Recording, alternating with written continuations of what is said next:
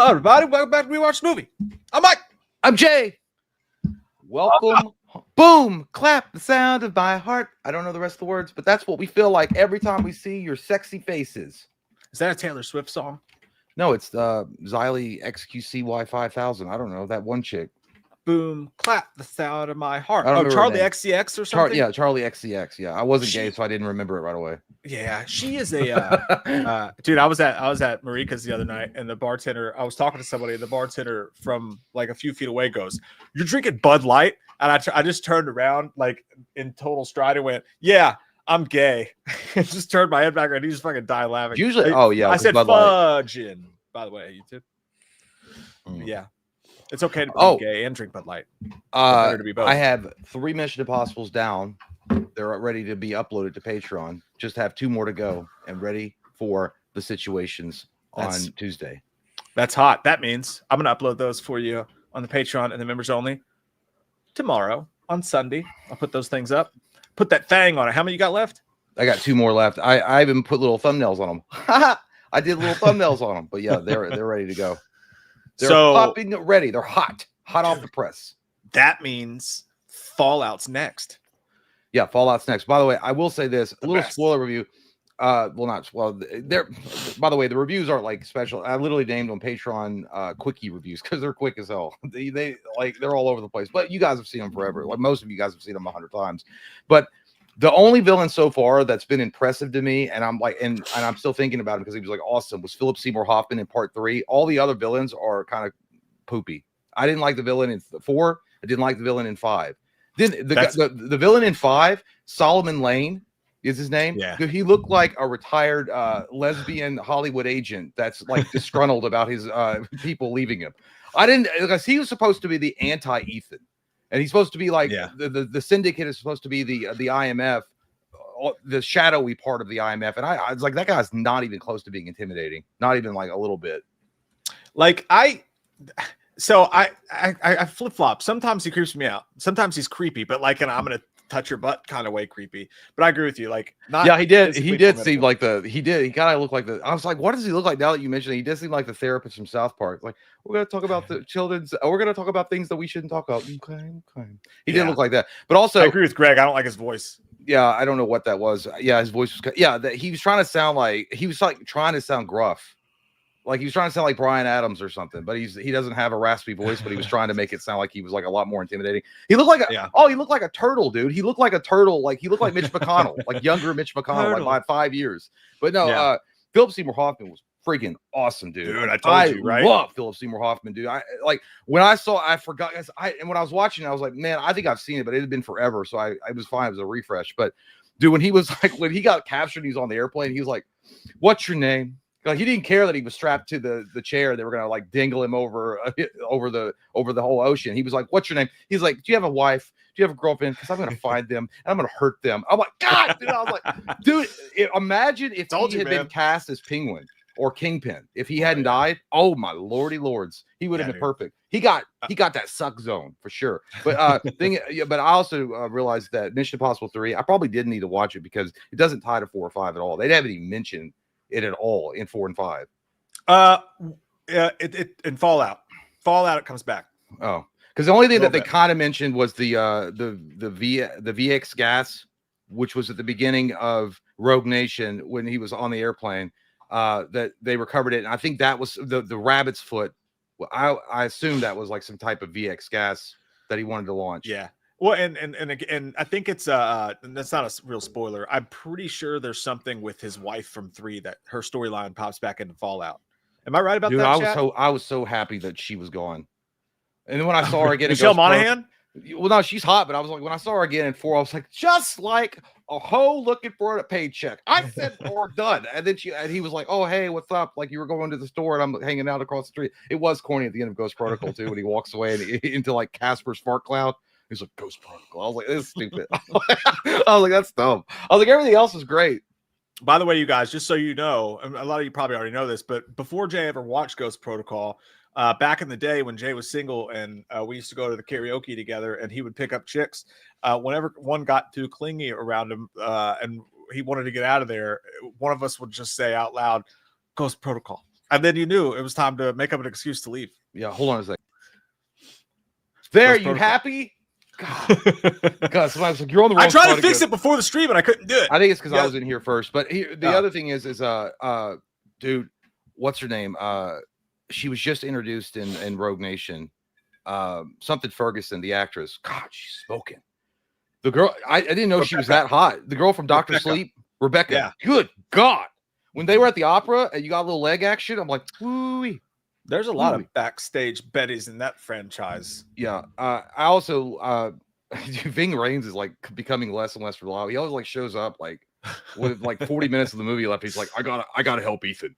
You get it. Like I was like, yeah, but where were you like for like the last hour? We could have used your expertise instead of relying on Benji, even though I do like Benji a lot. I kind of like Ving Rhames' bad boy sort of persona in the first one more than I do in the future movies where they're like buddies, because he was kind of creepy, like sitting in there with the dude from The Professor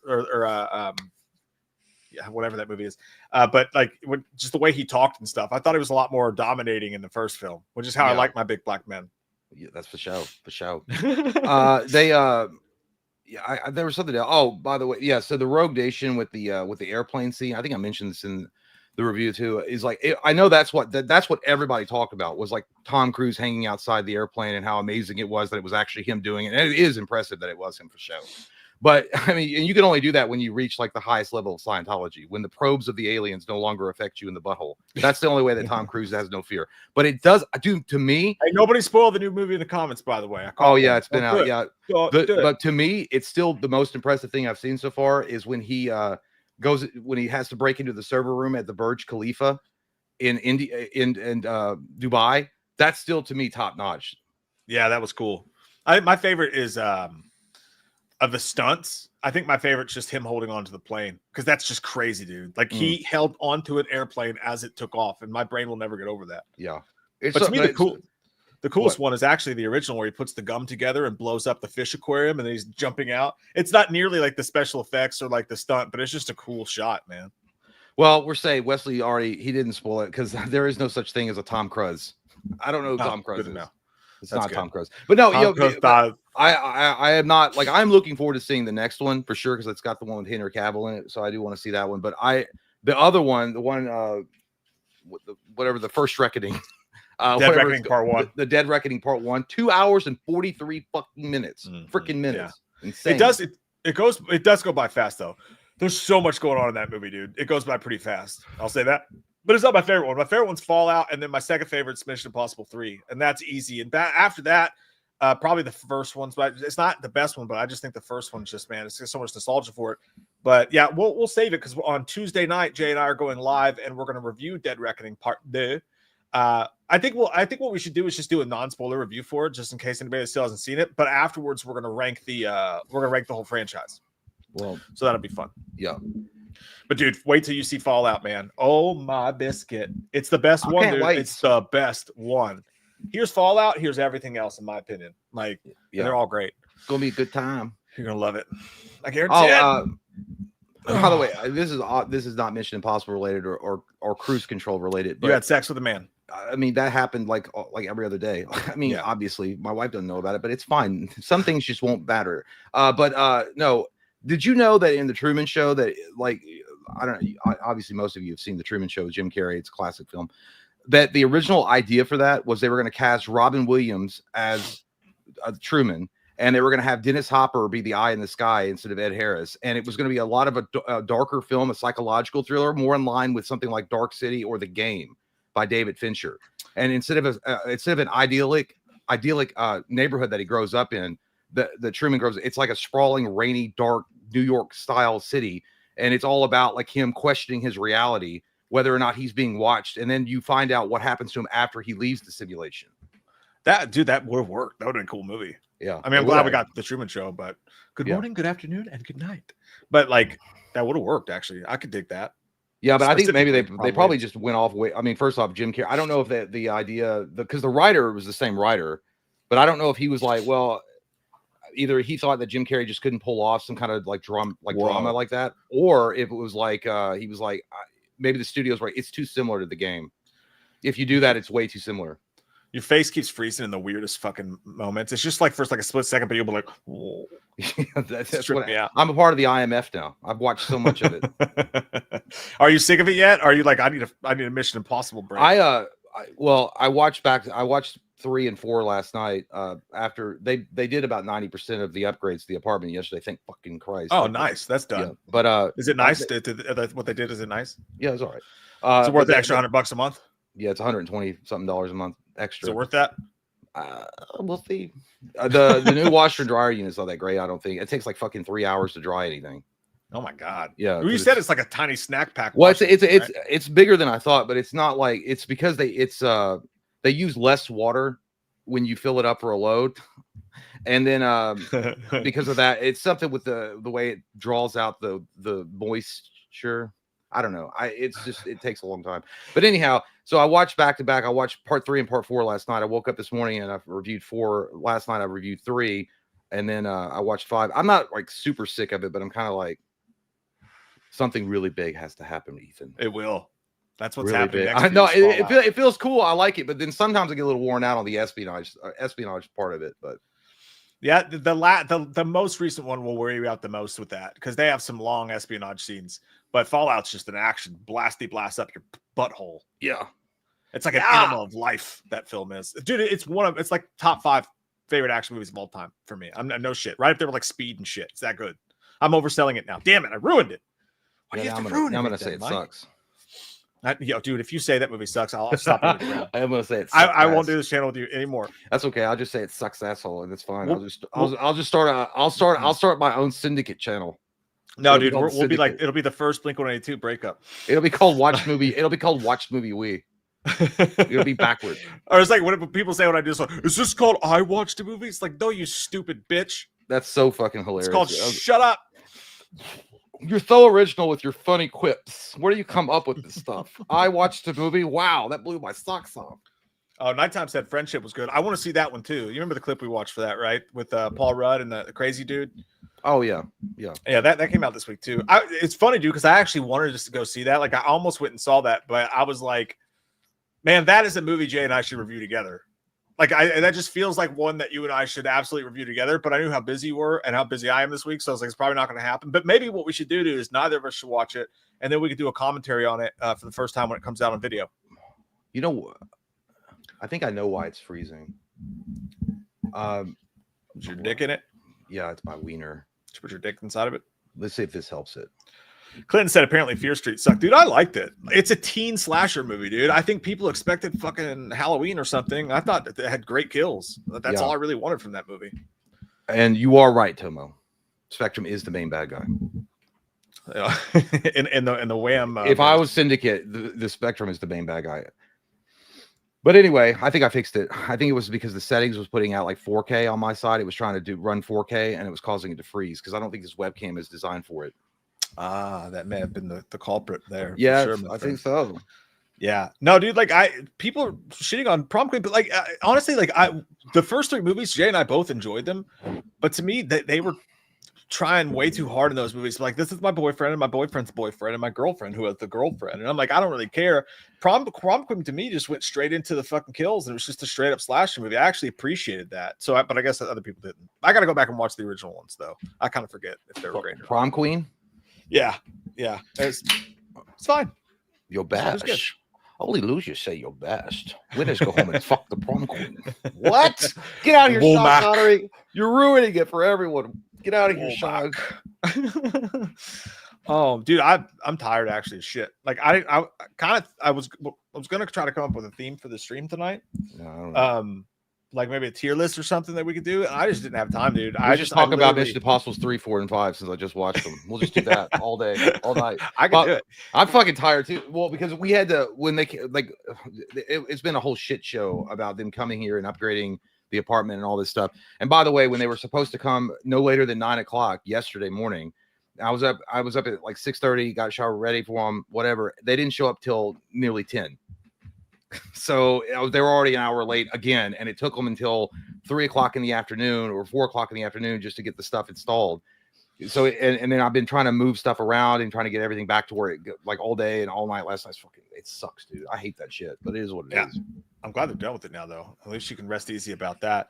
No, they got to come back because there's 2 fucking doors in the kitchen that they were like, the guy was like, oh, so the guy that was supposed to come that we ordered from, where he was confused. So you got 2 different doors, not right size. I was like, and I was like, right size. Okay, I felt like such an asshole too, dude, because I didn't. They were in there. Maybe they just thought April was cute and was hoping you. No, she wasn't home. It was just me and him.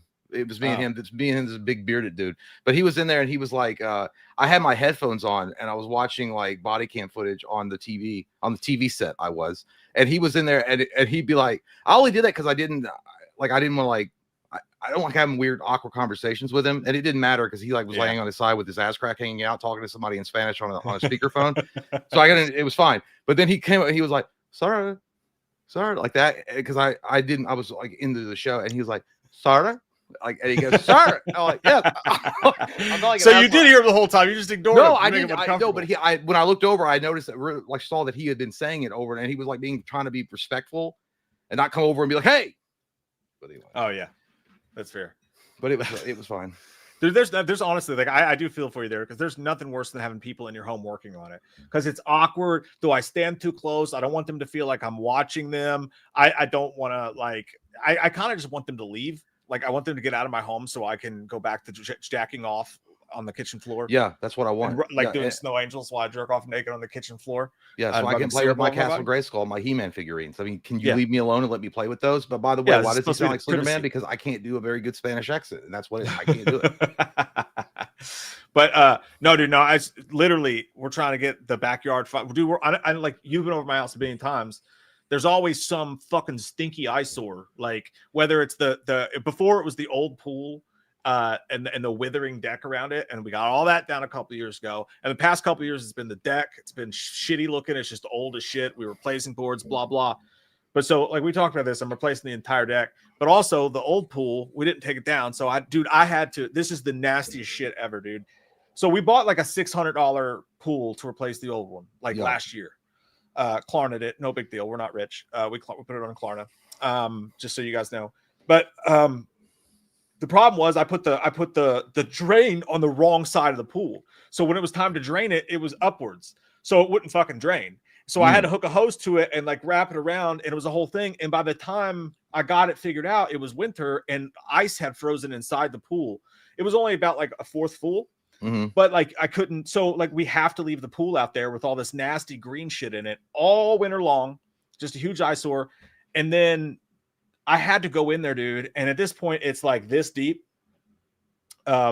green, tadpoles, thousands of tadpoles, nasty, mushy. It stank like that green, like sewage water stink. And dude, I bought a Renner sub pump, got all that out, but it only got like that much. So I had to get in the pool in my fucking feet, like with those shoes on. I had to get in there, dude, and I could feel all the mushy stuff underneath and all the tadpoles squiggling through my toes, like cum. Yeah, well, dude, you're describing what it was like to go down on my ex-wife. Yeah, except for there wasn't a bunch of other dudes coming. Disgusting. There, but I guess that was the tadpoles. It was disgusting. I didn't know that. I didn't know that when I was down there. I was like, what is? But no, dude, the worst part is the shop vac's like this big around, and it's like a trash can size. So I suck up the water, and then when it gets full, you're talking about. Think about how heavy a trash can. Like your kitchen trash can full of sewage water would be. And I have to pick it up with no shoes on, no socks in this nasty water slipping all over the place. I have to pick that heavy thing up and I have to throw it over the side of the pool to empty it and then come back and do it again. And then when that was done, when I got all the water out of it, finally, I had to wash it. And like, I had to scrub the entire thing with like baking soda and get all the stains and shit out of it. Then I had to fill it up with water again. Then I had to drain it again. But long story short, the pool is half full and it's crispy clear and it's going to be lovely. And the deck is half done. But yeah, I'm tired of shit. It's basically what I'm saying. And plus I got really drunk last night. So I was hungover the whole time. That's my complaint. Sorry for my long story. So tell me about your mother. I feel like you were just bitching and I was listening to it like a concerned therapist. Like, so this stems from the fascination that you will never be good enough for your mother. Yeah. I wish I could afford that. You could just do that. You could pretend you're someone else. Well, Put a you- wig no, on, I- and then I yeah, could have I- some therapy. It'd be nice. It's a simple job. Just You're a listen to terrible listener, though. You'd be. I Fucking listened to that. therapy. I was even faking it like this. I was like this. No, you're an awful. Yeah, I know you're faking it. You have to say you're. I faking heard everything you said. You'd be the worst. You're not a good listener. You squished just your want you to know- toes in green cum. No, and it as a was whole, gross. like no, I'm not even talking. Just as a person, like as a human being, I love you. You're my best Whatever, friend. dude. Terrible I listen listener. to you all the time. No, you don't. You know All right, you don't. I can You repeat drunk- back exactly what you said. It sounds like a conversation with your wife when you stop being. It's just like, did you I even know. hear what I said? Yeah, I did, honey. You can have whatever you want from Temu. Oh no, that's another conversation. My wife currently. God, she's always on that fucking site. I hate Temu. That's the syndicate. Yeah, That's dude. what's going to bring us all down. When is she gonna learn that? Like, I hate Temu, dude. They I'm aren't good sorry. deals. I know it's popular and people love that shit, but it's so junk, dude. It's such janky ass shit. And they act like, oh my God, look at the fucking deal I got. I was like, yeah, it's all bullshit. It's made out of wheat. It's gonna fall apart. They're like, no, it's the same shit you buy. I was like, you sound like my mom convincing me that the sneaker shoes that she got at Kroger for like $2 are the same thing as Jordans Yeah, that dude. people are walking around. No. there is one good thing on Temu. There's this weight bench that you can get. I didn't even order on Temu. I got it on Amazon, but the same one. It's actually pretty good. Had I ordered from Temu, it probably would have been That like. shit's made out of aluminum foil. It's not even fucking steel. Yeah, don't buy shit from Temu. Yeah, Plus, it's I'm not- pretty sure they have like child factory stuff going on. I don't know what they have. I thought they were going to get shut down because of all the tariffs and stuff, because they get a majority of their crap from China, but then apparently they have factories in the China. US. So I don't know. Who knows? I don't know. I don't need to poop on anybody's parade, but it seems to be super. I'm not. Maybe it's not, but it feels like it's, generally speaking, it feels like it's more popular with chicks. Like girls love it. Temu. Oh, yeah. They Is like it Temu shopping. or They love a Temu? good deal. Like, yeah, they love that shit. I Yeah, don't know. my wife, dude, she'll come home with like 17 holiday ornaments. And I'm Yeah. like, how much was that? She's like $45. And I'm like, why? We don't even, it's July. And she's like, they were on sale. That's I'm what. like, That's that how doesn't they mean get you you. had to buy them.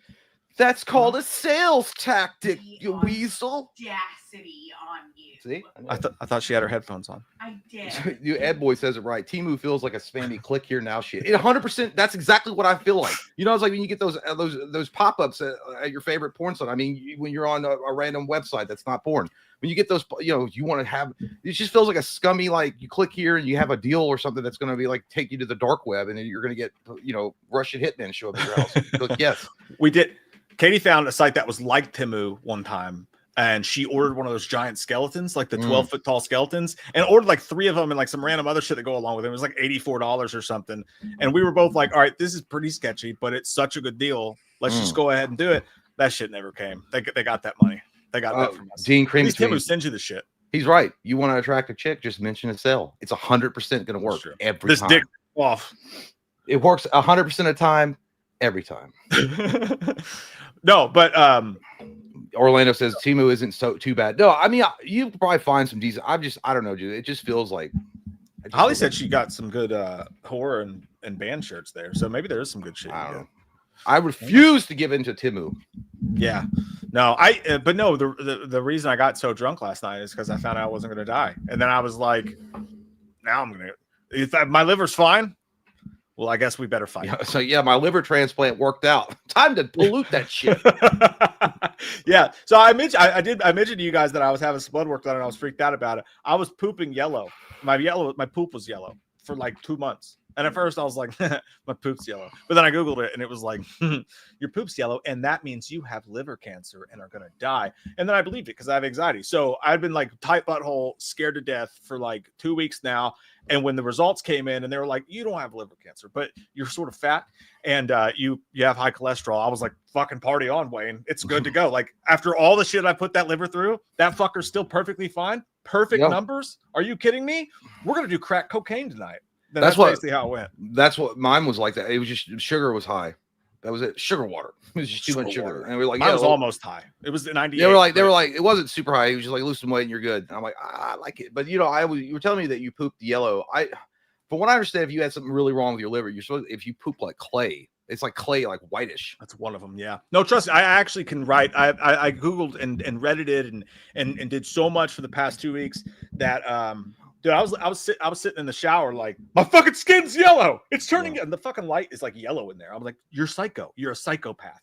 But No, dude, I really could write a book about yellow poop. I know everything there is to know about it. I know every possibility. I know all of it. But here's what was so scary about it, though, is like when you do Google it, it's like yellow poop can be normal. It can be normal. But if it's for more than a few days or a week or whatever, you should get checked out because it's a big sign of late stage liver disease. And I was like, baking soda? Like what? So yeah, that's one of the things. But it's all good. I probably have too much hot sauce. I don't know. That's what I do. I had to lay off that shit. I'm all good now. But it's like it sounds like Doc Holliday and Tombstone drinking till death. I'm making it another day. It is. Get to that point. It was like, how are you doing? It's like, I'm dying. How are you? But yeah, I don't know. I didn't think it was anything wrong. I mean, because there's a lot of other symptoms that go along with it. But yeah, you might as well just get a job as a moderator for a subreddit called Yellow Poop. Oh yeah. Like, no, don't worry about it, guys. You could get on there and be like, don't worry about it. Everything's fine. I've gone through it. Yeah, no, I could tell you everything there is to know. But I have other things too. Like I have the Terry's nails, like the weird nails that you get. Like, and I had like sometimes my palms are red. Like, you know, I know exactly what Terry nails are. I looked all this shit up too, but it's club nails. It's like club nails is different. Club's like your fingers. Terry's nails is like the little white, like I've looked at that too. And then there's also a thing you can do with your thumbs if they don't. I don't know. It's something like if there's a gap between them, you're good. And if there's not a gap between them, it's a problem. Yeah, I don't know. But you know what? I found out I had wedding ring rash, and I can't wear my wedding ring for a little bit. It's for real. It's for show. It's a real thing. That's such an excuse, dude. No, it's not. You got caught cruising for chicks without a wedding ring on. No way. It was dudes. I mean, it was nobody. I'm a loyal person. No, but no, it's literally called wedding ring rash. I had to look it up, and I was like, they were like, yeah, it's certain metals can cause a rash temporarily. Huh? She brought you a green gold ring. There was one of those I knew it was fucking fake. That titanium. She got it from Timu. That's what happened. That's what it was. That's exactly. She got it from Timu. Yep. That's what Bring her in here. Let's question her. No, she's sleeping. Where were you on the night of January 3rd? Why is she sleeping so early? Well, she's laying in bed. I don't know if she is or not. She's watching Halloween. Just go see if there's a dude in there. There is. It's called Buster. It's a dog. That motherfucker's feeding your dogs. Just wear it on a necklace? No, I don't know. I'm not really a necklace kind of guy. I don't think it would look good. Yeah. Are you talking about me right now? No, she's just Holly said wear it on a necklace. Yeah. No, that's literally why I do this. Is because I don't like things on my hands, so I just go back and forth. This makes me look like a douche. Like if I wear like a no, your face does. No, it's just that just adds to it. I do look like this beast apparently. It's like that. No, I get. It's like from. He's like this suit maybe look fat. It's like no. Your face does. or the pest is like, hey, do this jeans though we look fat? No malaria. A fat butt makes you look fat. Yeah. Yeah, it's true. No, but it does. Sometimes I'll look at myself in the mirror and I'll have this on and I look like Malibu's Most Wanted or some shit, or I pretend I used to fight in the UFC. I don't know what it is about like a necklace that with the wrong shirt can make you look like such a fucking douchehole. I feel like you validate parking. We get us. But Tomos and Jay, you're one of the few people who can wear collar shirts. Come on, try the net. No, dude, it's not. It's just I would look like some kind of like I don't know, a guy that owns a laundromat that does shady shit. I'd be wearing a collared shirt with like a necklace and then a ring hanging on. I was like, he probably killed for that. It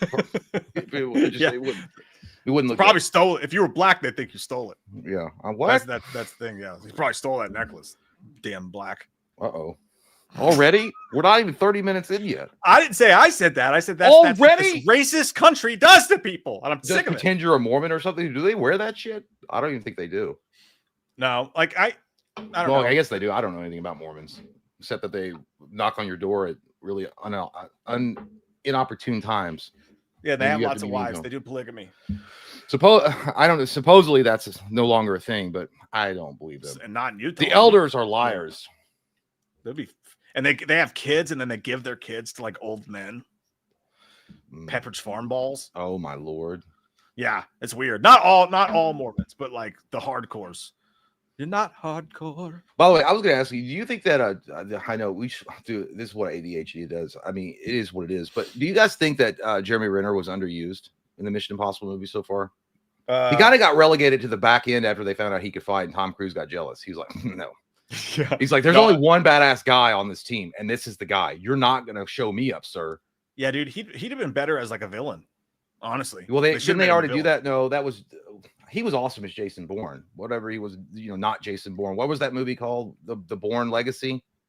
Oh, he did try to replace Jason Bourne. Yeah, and then it didn't work because I don't know what it is. I think Jeremy Renner's an awesome actor. I really do like him a lot. I thought he was amazing in The Hurt Locker, but it's for some reason he just maybe audiences just don't like him generally, so he can't carry a movie on his own solo. Well, no, because fucking Hurt Locker, dude. Well, I know, but but other than that, what was another big one that he's done solo that was huge? It's time to play the game, or we call this game IMDb. Jelly Beans is right. We have the most random conversations on here. We went from pools to poop to rings on a necklace back to Mission Impossible and Jeremy Renner's movie career. It's amazing. Yeah. At one point, I got yelled at by my wife for saying she shopped too much, and I told Jay he was a bad listener. But here we are. We're right back. Now we're talking about Jeremy Renner. Oh, by the way, you can't use that AFTB because he's not the main guy. Because he said Renner was great in The Town. The Town's an amazing movie, and he was awesome in that. But he's not the main dude. He's not the main pull of the movie. Let's get something straight. It's not going to be me, you, and your sister playing fucking house up there all day long. You understand me? Oh my! That was Ben Affleck, but oh yeah, I forgot that he was in that. Dude, The Town, fucking one of the best. One of the best movies fucking ever. Socks got rocked last night.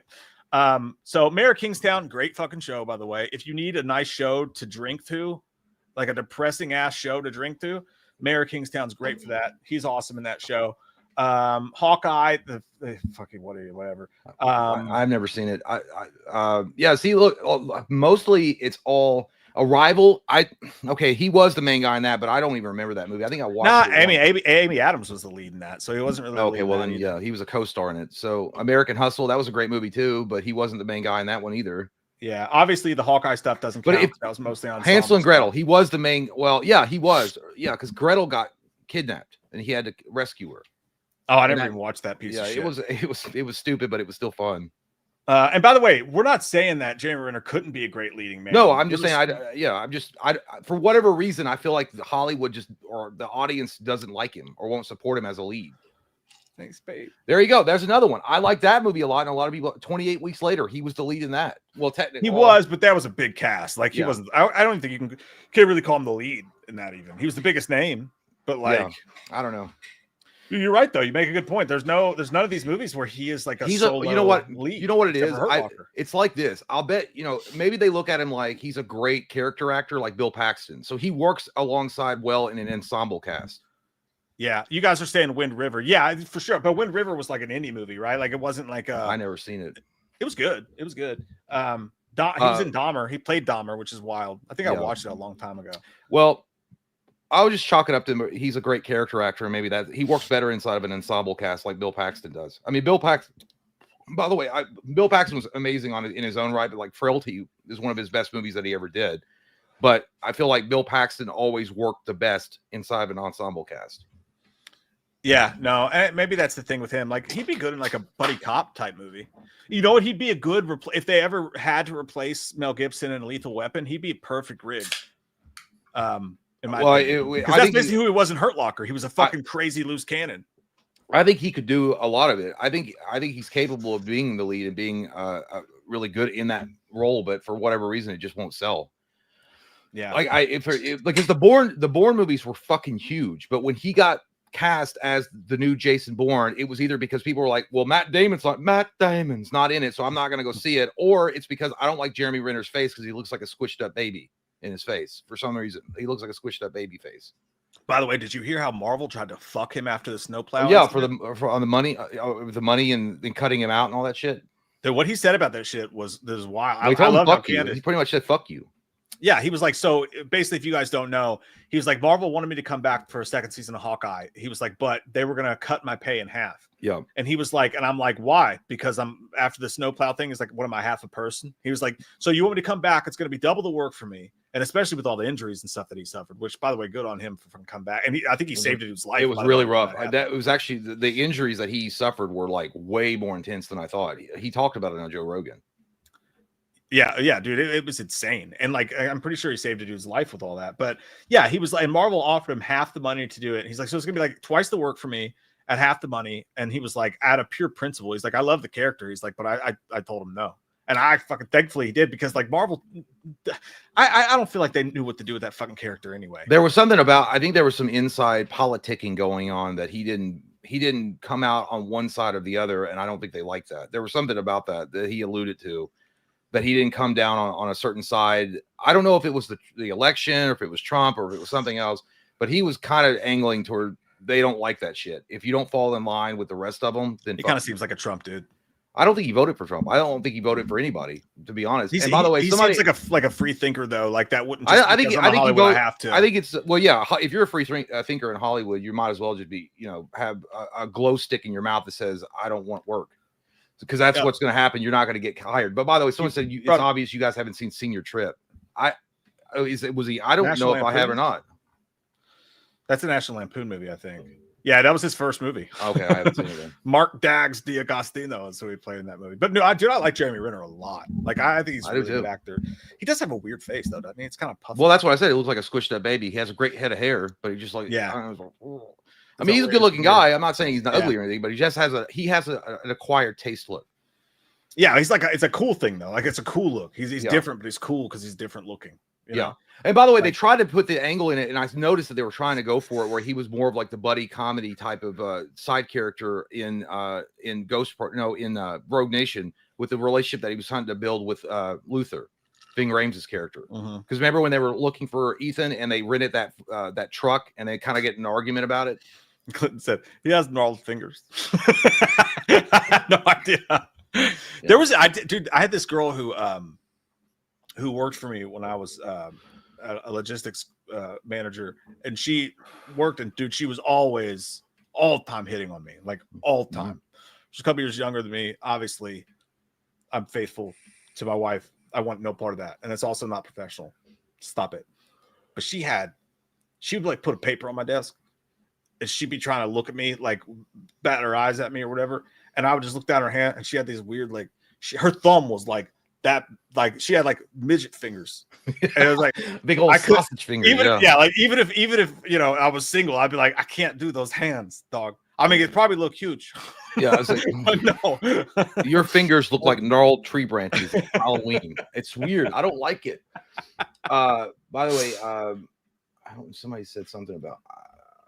Oh yeah, well, I think it was Michael was talking about his portrayal of Hawkeye. And they should have wore a cowl, talking about Jeremy Renner 100%. I think that one of the worst. Hawkeye is such a fucking cool character in the comic books, amazing character, and I think that Jeremy Renner fit it very well. And I think they screwed that all to hell because they were like, oh, he fought important, so they shunted him to the side. They made him too like fucking Abercrombie or something. Like no, they just made he just looked like a guy in the background that was waiting on his role to be called to come up to the stage and do his thing, and then he'd go back and smoke a cigarette. Like he just didn't seem like he cared, because he didn't. Ironically, dude, they should have turned him into an Ethan Hawke type as Hawkeye, because it's like he is the one dude here who doesn't have any superpowers. You know what I mean? He's just a human being, and that's one of the cool things about Batman, right? Is he did that with sheer will and a lot of fucking money. It's like, what's your superpower? It's like, I'm rich. Yeah. But like Hawkeye, they should have really played into the fact that like he doesn't give up, like he overcomes stuff, like he's obsessed with like being a perfect specimen or whatever, because he doesn't have any superpowers. But they were just like, hey, that's Hawkeye. He shoots arrows real good. He has a family. Like, okay. They kind of did what they should have done, and they kind of did this. Well, they did this in the comic books, which is what I thought they were going to go with after the initial core team leaves. And I think, once Iron Man is gone and all of them, Captain America in the comic books anyway, his team is like they're way lesser powered superheroes on this team, and they're all reformed criminals. I mean, you got Quicksilver, you got Scarlet Witch, Hawkeye, and then I think Black Widow's on this team, and then it's Captain America, and that's it. They're more street ground level because they don't have like the big heavy hitters anymore. Kind of like what they did with Thunderbolts, which was the closest that you ever got. And then Hawkeye's shown a lot in that, and he learns. You see Captain America training him hand to hand, and he learns even more skills. And then eventually, Hawkeye goes on to form the West Coast Avengers as the leader. And then you have a whole thing playing out with him, but they didn't want to do that because I feel like they just didn't. I don't know. Maybe they thought the audiences just wouldn't care about a Legolas motherfucker. I don't know. Whoa, Legolas from Lord of the Rings. Watch Lord of the Rings. I thought you said legless. I was like, damn, Jay. You know what? If there's another, it's called Handicap. If there's another Lord of the Rings coming out, you know what you have to do? You have to go and watch all the Lord of the Rings and do a Patreon review. No. Yeah, you will. Go watch all of them. Not the Hobbit. You don't have to do the Hobbit, but you'd have to do the main. Asking me to watch Lord of the Rings is not the same as me asking you to watch Mission fucking Impossible. It is. Okay? Those movies are good. Because Mission Impossible are good. 3, but Mission Impossible 3 You don't has have to be a nothing fucking nerd to watch Mission Impossible. Yeah, well, you have to be informed and intelligent to really enjoy Lord of the Rings and see what's going the fuck on. All right, how about so that? I watch Frodo fuck a bunch of elves. No, well, thanks. he does that later on in the bonus feature cut. All right, and the commentary was wonderful with Sean Astin talking about it. All I By can the do is, way, I dude, I watched gotta one of tell those you- movies in the theater, dude. I went to see one of those. We reviewed like The Hobbit or one of those fucking gay ass movies, and like we I fucking Your went and watched face it. is gay. Your lips are gayer than your That's face. good. It's good to be gay. Yeah, by the way, I didn't mean It's that in a great. bad So you way. should enjoy the fucking cock sucking in Lord of the Rings. But all I could do the whole time was be like, "Damn, Liv Tyler looks hot with elf ears." I get why these fucking nerds want to fucking watch this. That shit all look the time. that Sam gave Frodo at the end was so gay. I thought he goes, "Hey, I can't say what he says. They're not gay. They're hobbits." I love it. Clerks do that. They have that conversation. He's like, "Oh, look, it's more walk," and that dude gets so mad he throws up. Yeah, dude, that was so. Anyway, yeah. By the way, I gotta speaking because I brought up Sean Astin, and for some reason it popped in my head. I watched this. I've been watching those. They're really good. That Jim and Them podcast is really good. I mentioned them before, and now like 90% of their content is covering Cory Feldman and what he does and says in Hollywood. It's all they do. Which is so. It's kind of sad. It is, kinda but funny I that don't they know do what that. their goal is behind it. I They think made one video and it got a lot of views. Yeah. Like now we have to talk about Cory Feldman until we well, fucking no, I die, think that fellas. they genuine. I think they well, he attacked them and got their channel shut down like 3 or 4 different times. And then, Really? like, yeah, dude, he's been It on the worked? warpath with these fuckers. Yeah, for sure.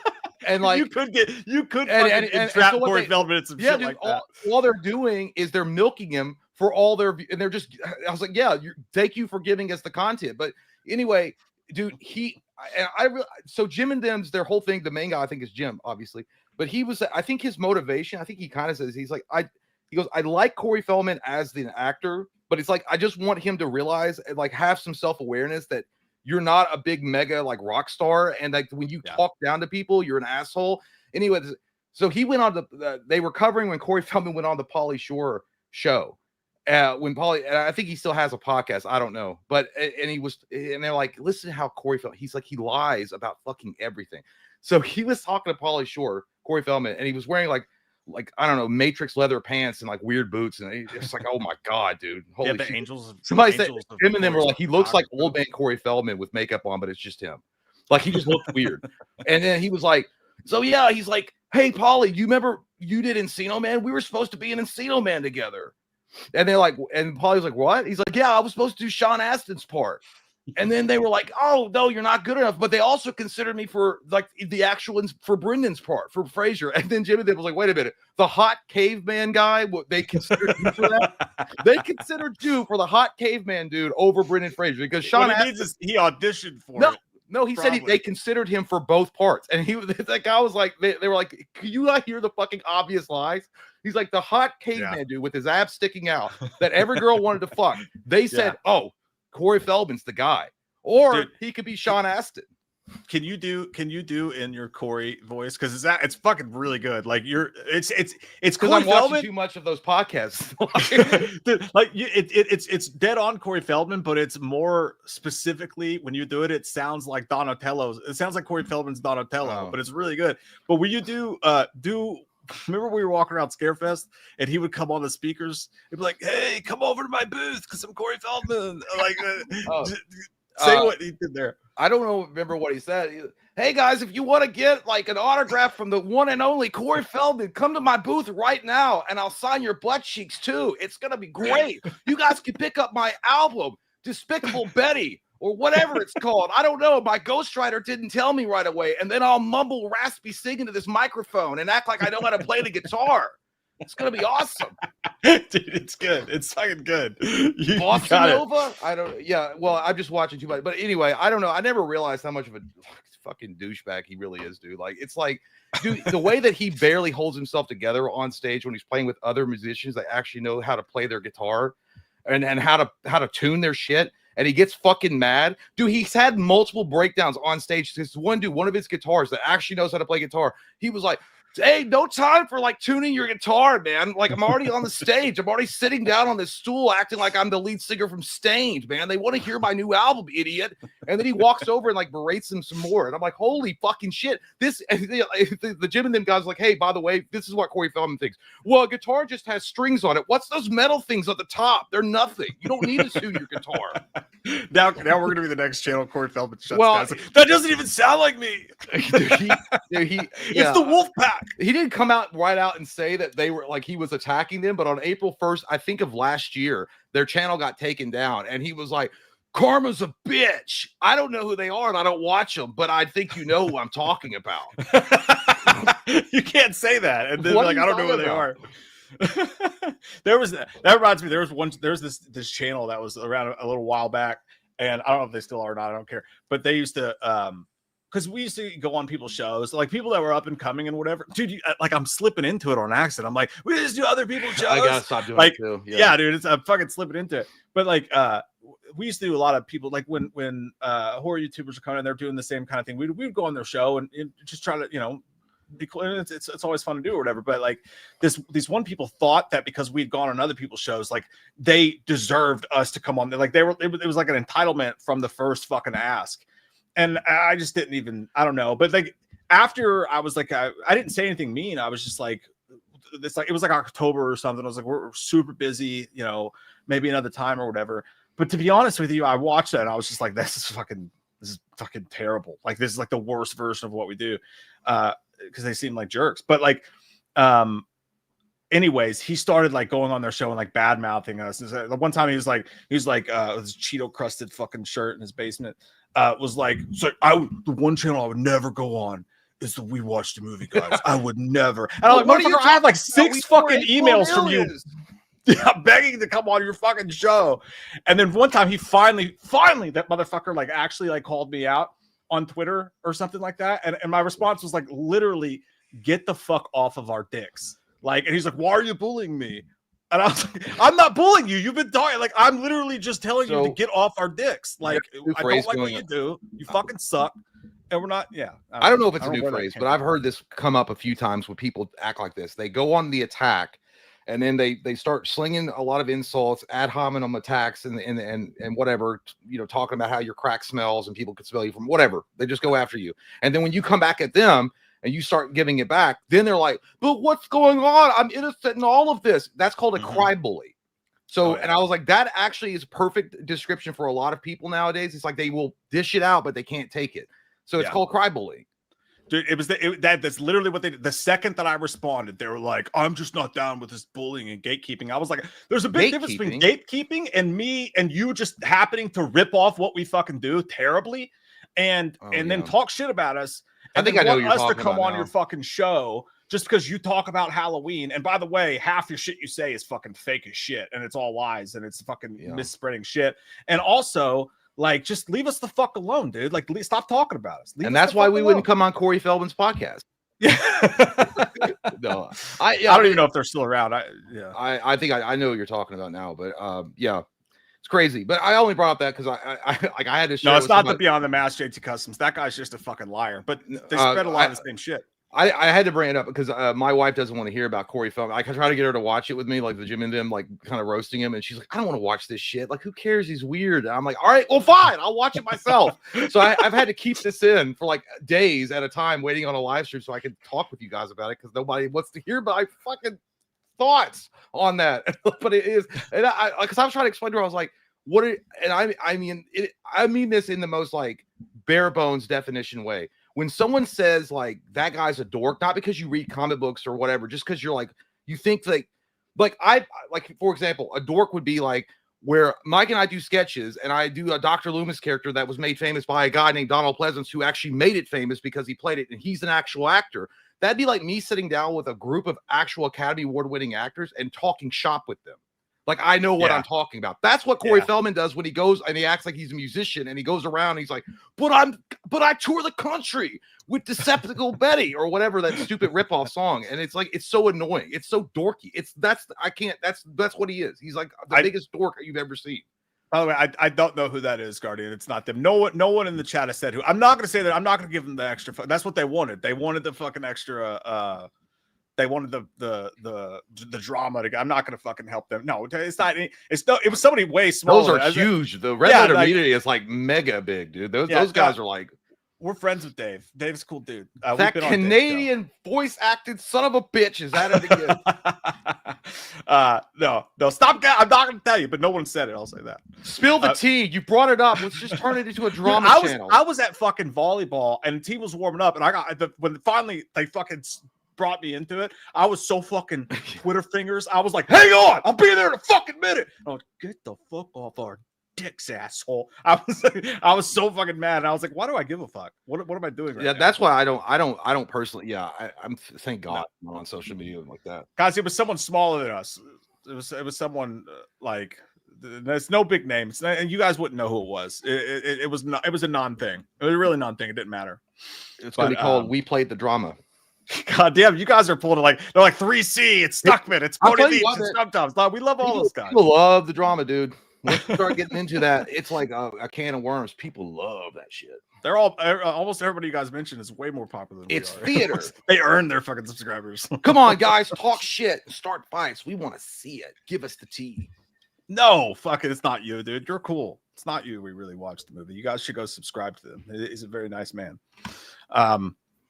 But is that an insult? We really watched the movie. We watch movies sometimes.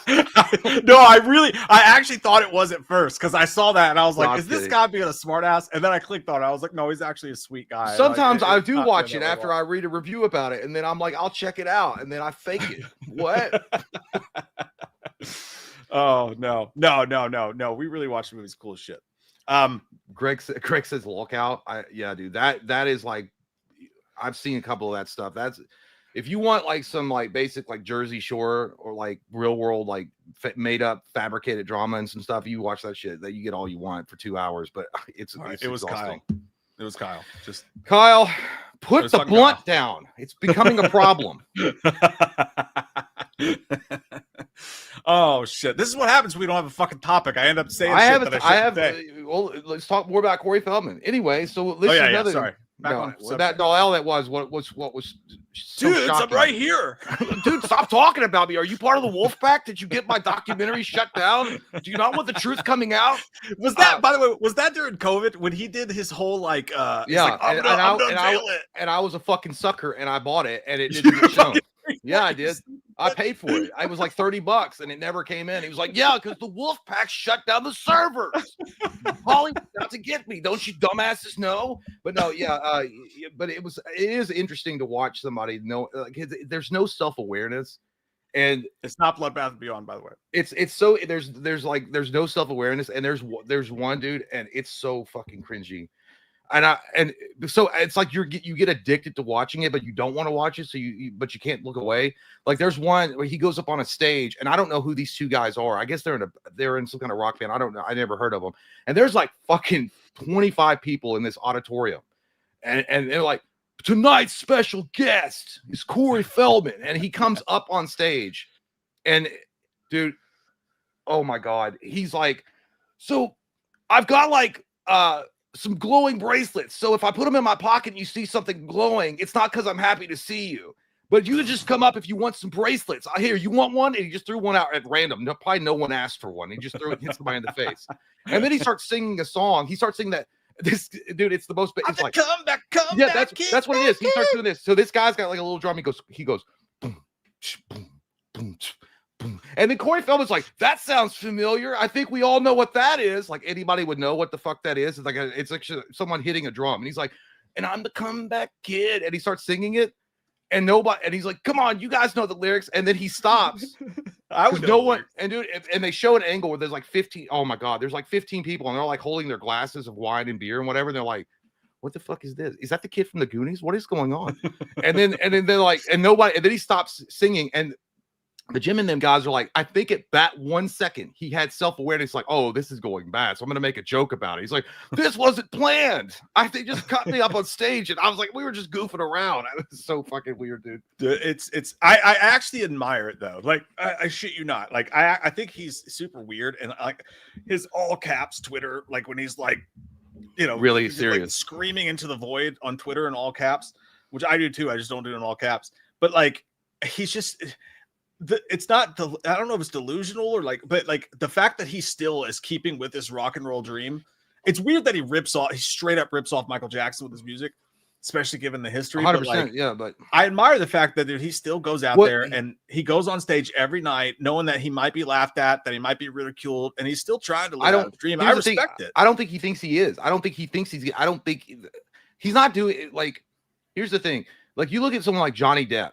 Johnny Depp goes around on stage and he plays his instrument and he does a couple of songs here and there, but he doesn't go around and act like he's a fucking rock star musician and he's actually touring the world. You're right. This is what the difference is between someone that enjoys what they're doing and it's just for fun and, you know, shits and giggles and having a good time with something you love versus someone who actually thinks they're on the same equivalent of like Led Zeppelin or like AC/DC or something. And that's what he actually does think.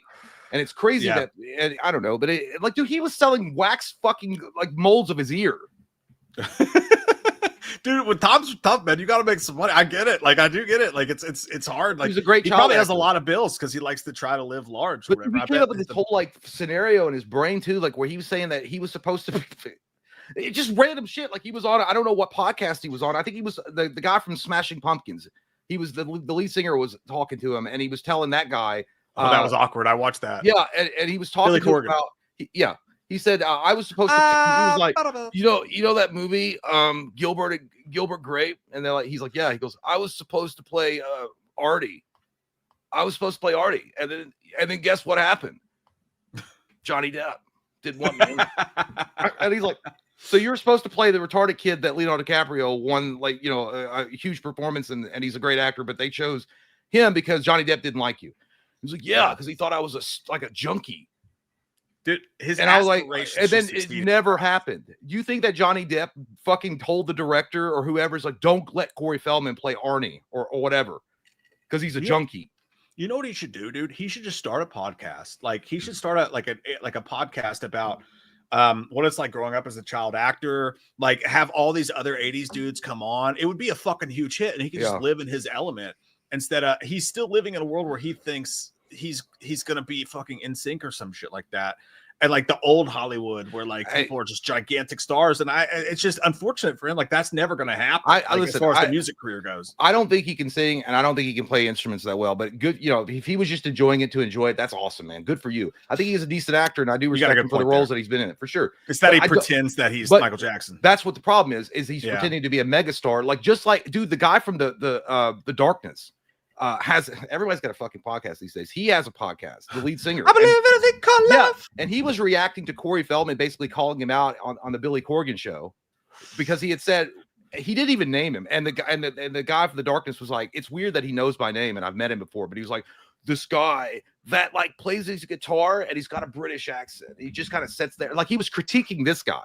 Yeah, and because what the guy had said, the Darkness. I've watched that guy's show before. By the way. Well, what he had said essentially was like, you know, he's like, I think Cory Feldman's a good actor, and if this is a bit that he's doing, pretending, you know, doing the rock show like how he was on the Good Morning America when he did that Comeback Kid thing, he's like, it's brilliant. And he's like, I would go see a Cory Feldman show because I think it's brilliant. But he goes, there's something to be, he said, there's something to be said about having no self-awareness or a lack of self-awareness and just going out on stage and doing your thing. So he's like, I was pretty much complimenting him, but he took it as an insult. Which to be fair, that's a pretty big insult. It is an insult, but it's not. But what he's saying is like, you're having a good time, go do your thing. Yeah. No. But he's not putting it, you're not going to be on the same standards as somebody else that's actually in the bands. Well, yeah. Well, look, man, like literally, like when I was in a band, like I realized at some point I don't have the talent to do this and be that successful. Well, like it's time to just like, it was fun. I had a great time. I got to pretend I was a rock star and go out on stage and jump around, and we fucking pushed it to the nub. But like at some point, I was like, I can't sing worth a fuck. Yeah. like it's just that I can scream really well, but like Lou says Cory crazy ass definitely coming after y'all shit talking to him. He doesn't have better things to do. Good. Yeah, we better be careful. Actually, like this. Good, but come on our show. I'd love to talk to you. I would love to have a conversation with that guy. I just wouldn't want to be mean to. I actually hate it for him, dude. Like, even though his delusions of grandeur are there, I actually really feel bad for the dude because he's trying. But well, I've heard some bad. You know, listen, I don't hate him as a person. I just think it's a little strange, and I have seen him break down and go off at people for no fucking reason, and it seems a little like cringy to me, and it seems super unprofessional. But either way, I did hear something. I don't know I don't know who said this. I think it was on a Reddit. And again, it's unconfirmed. Maybe it is true. I don't know. It's alleged. But after when Corey Haim passed away, because you guys remember him doing the 2 Corys with Corey Haim. Well, that whole thing was, from what I understand, and people that were around in that, they had a documentary or something like that, where they were talking to some people that were in and around that production. And were like, the whole idea was for Feldman to make Haim look like shit. Like, the house that he lived in, Feldman, and the girl that he was married to, the wife, they all had like a beautiful home, and it was like a beautiful like whole thing. And then here comes Corey Haim, the druggie, and he's all fucked up. And here I gotta take care of my buddy. And I don't think that Haim knew about that was what he was trying to do, but apparently it was. And then after Haim died or passed away, or over whatever it was, supposedly I don't know if it was Haim's sister or somebody in the family said that. I think it was. Corey Feldman wanted to go to the place that he passed away at and film it, and then like monetize it for the 2 Corys. And they're like, does that sound like a buddy? Like that wants to, like, you know, all the self-centeredness at the fucking. There's a ton of questionable shit that he has done. It's like some of the people that he's accused of doing stuff. Like there's a lot of accusations that go around. You don't know what's true, what's not, so you can't really speak on it. But yeah, there's questionable stuff there for sure. I just think the guy grew up in Hollywood way too young, and I think he feels the need that like either he's going to be a mega star or he's a failure, when he could just live in his element and be very successful. But I guess probably when you're around Hollywood and you're around super famous people all the time, and there's drugs and there's women and all this stuff, you probably don't think that you've made it until like you are like Johnny Depp level. And that's, you know, I think maybe it's something like that, like psychosomatically. I don't know. Either way, we won't talk about it any further. The Cory Feldman conversation is over. Was Gremlins his first film? I thought maybe it was, because he was super young in that. Let's do the game. The game of IMDb. I was gonna say Stand By Me, but Stand By Me was way later. So he was like in 10 or 12 in that one.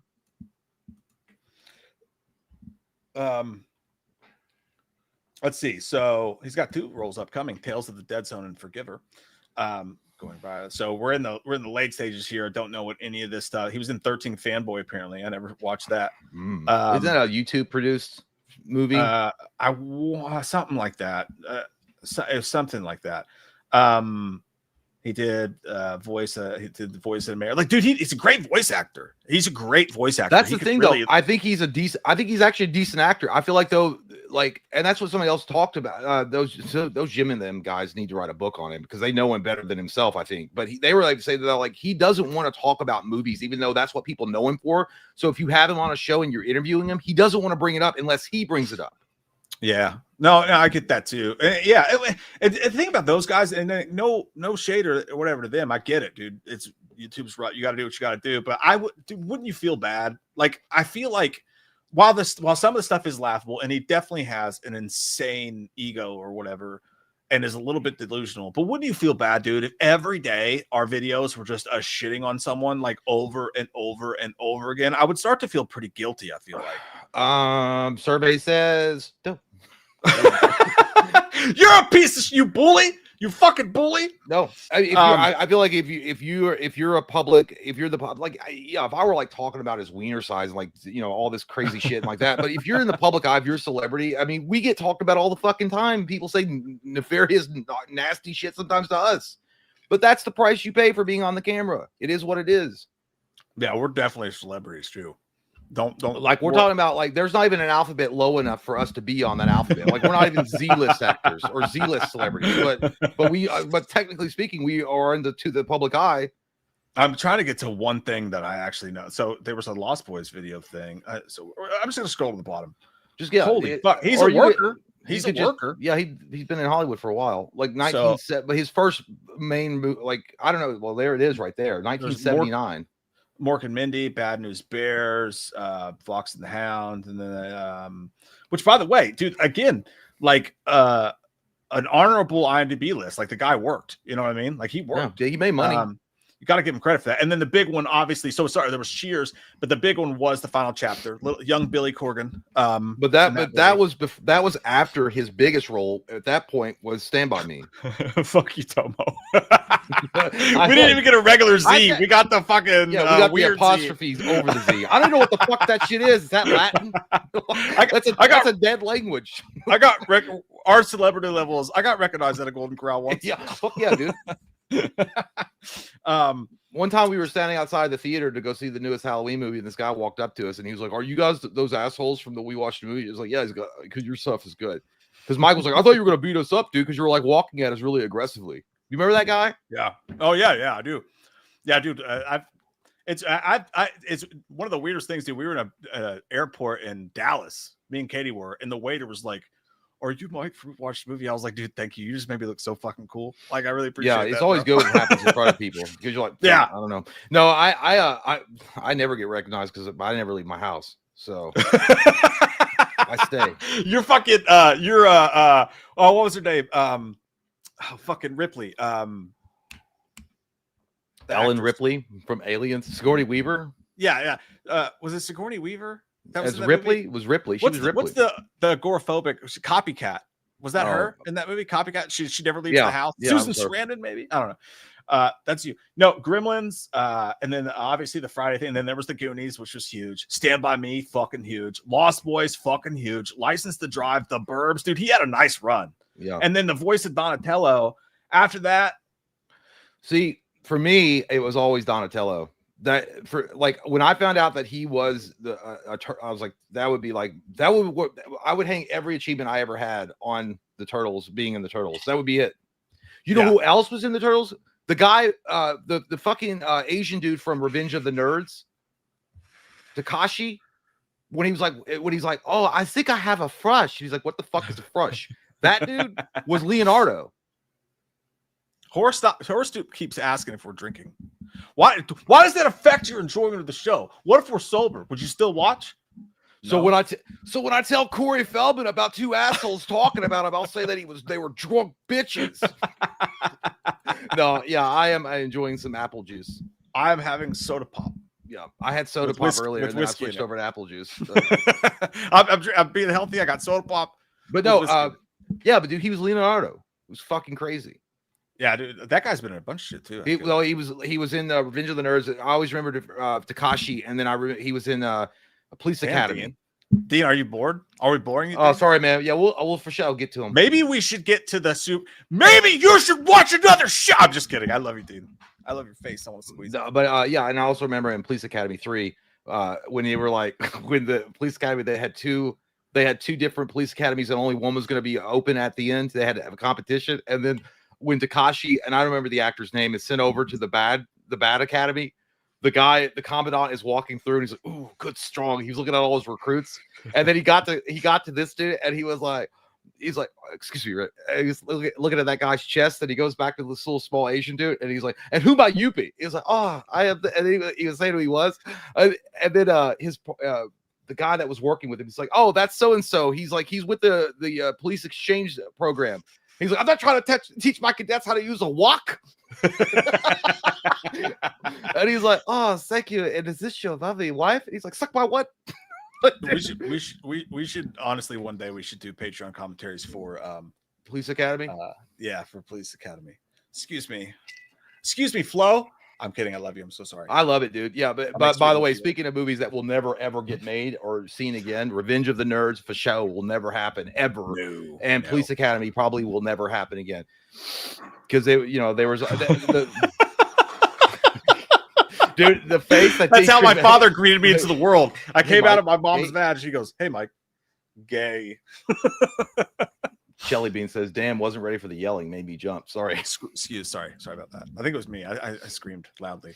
All right, we'll do what Dean Cream Betweens wants to do because it's his fucking show. He's screaming his betweens. Get in there. Executive producer Dean Cream Betweens. I'm just kidding, buddy. I love you. Ludacris says, "Notice the crackers are gone from Jay, but you could like every now and then put them back in the thumbnail." And every now, dude, I did take the crackers. Oh out. Yeah, I noticed that. Fuck you for calling me out. Dude, I noticed. I didn't say anything because I figured it was because I don't know. Maybe it was like getting some negative like feedback because it was a box of crackers and we were talking about all the cracker talk in the movie. But I did notice they were gone. I'm like, all right, well maybe it was for the better good. But it was interesting to see me holding the box of crackers and then they're just like gone.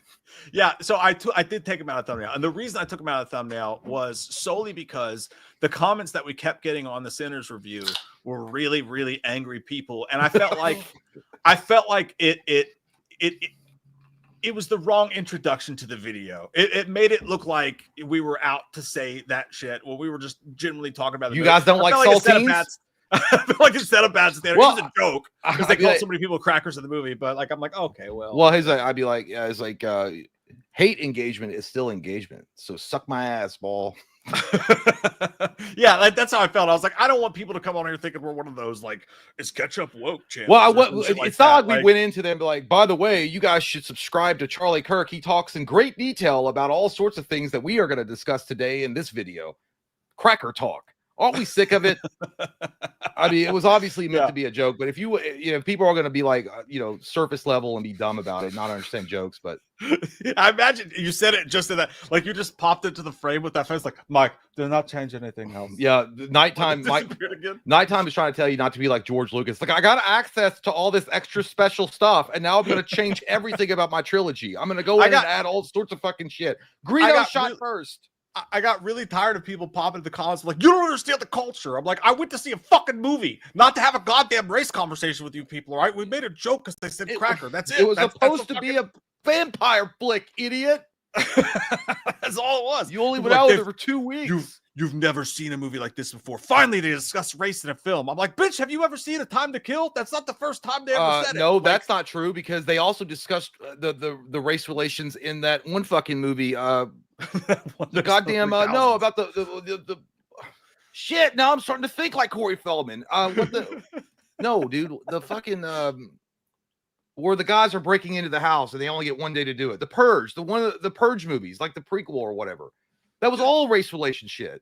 They've been talking about race in film since the beginning of fucking film. Like, and sometimes rightfully so. And you know, they had a good conversation about it at times in theaters too. We were just making a joke about how often they called us crackers. Imagine that was all we were doing. Geez, I never knew a box of saltines in a red packaging was causing such fucking disparaging. That's a great movie about race too. Remember the Titans, man. Left side, strong side. That was about coming together. That's the kind of shit I like. Now, is this the part that we talk about all our favorite movies that are positive race relations now, so that nobody will accuse us of racism later on? Suck my fucking white ass, Paul. Go back to your home. I have black for your home. I do feel like that though. Like, is that wrong? Can I ask you guys like an honest question? Like an honest question, like as just a human being. All right. I'm going to be honest with you guys for a second, and I probably shouldn't. But like, do you ever feel like like people are just obsessed with race, like just obsessed with it? There are certain people like that's all they like. Oh, this microphone's black, and that says something bad. Like it's because I speak it. Like there's some people, especially online, and certain directors and certain people like that are so obsessed with skin color. It's all they ever talk about. I'm not saying that like shit hasn't been bad before or like, you know, all that, but like I would just get so tired. I would get so fucking tired of everything having to be about skin color. Like, I really don't give a fuck. Like, that's the baseline for racism, right? Like, I don't give a fuck what color someone's skin is. Is that why is that racist to not give a fuck about the color of your skin? Because they figured out a way to make money off people hating each other. It's all a game, and people are dumb. They're called grifters, and that's what they do. They're called race grifters because they know that if there's nothing wrong and they invent something wrong, they get clicks on their shit. And people will fucking give them money because they say you're saying stuff that I want you to say and you're getting angry for no reason, but then you make me angry and I want to watch your videos longer. Either way, yes. Race for it's such a I get sick of it when people are like, I'm colorblind. Obviously, I knew a black man was playing Blade with Wesley Snipes. I knew that dude was black. I knew it. I saw it. I was like, that's a black dude. Yes, I have eyes. But guess what happened? I didn't give a shit. I didn't even think once about him being black. I didn't think once about Michael Jai White playing Spawn. It was one of my favorite movies, even though that movie really does suck. I still enjoyed it. Why would you? Yeah, like, why would you? Like, the point being, in the 2020s, at some point, the goalpost moved, and now everybody wants to talk about it. It's like it's not enough to just not be racist and to love black people, white people, love every race, not give a shit. That's not enough.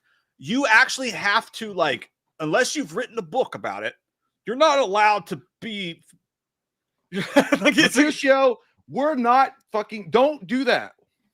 When I don't do that, we're trying to talk about stuff. And he's like, I shit my pants. I'm like, yes, you did. But anyway, we've talked about that before and we've gone into great lengths about that. But either way, I think it's kind of stupid that people got mad at you for putting a box of crackers in my hands, not literally, but in the fucking thumbnail. And people were like coming in with this hot attitude and saying, obviously you guys don't understand this. It's like, well, obviously you don't understand jokes, so suck a wiener hole. And that's the thing, like, oh, so it's like a scary movie, like a Marlon Wayans movie, can make a joke about shit like that. That's kind of what the joke was with you holding a box of crackers in your hand. It was a scary movie type of like Marlon Wayans joke, but because we're what? I guess people got. It's not like Mike put Ku Klux Klan hats on us, and we were sitting there like looking confused, like, why are we watching this goddamn movie? Yeah, like I feel like it should be enough to just like I accept all people and like I am like, you know, like, but like dude, you go to the goddamn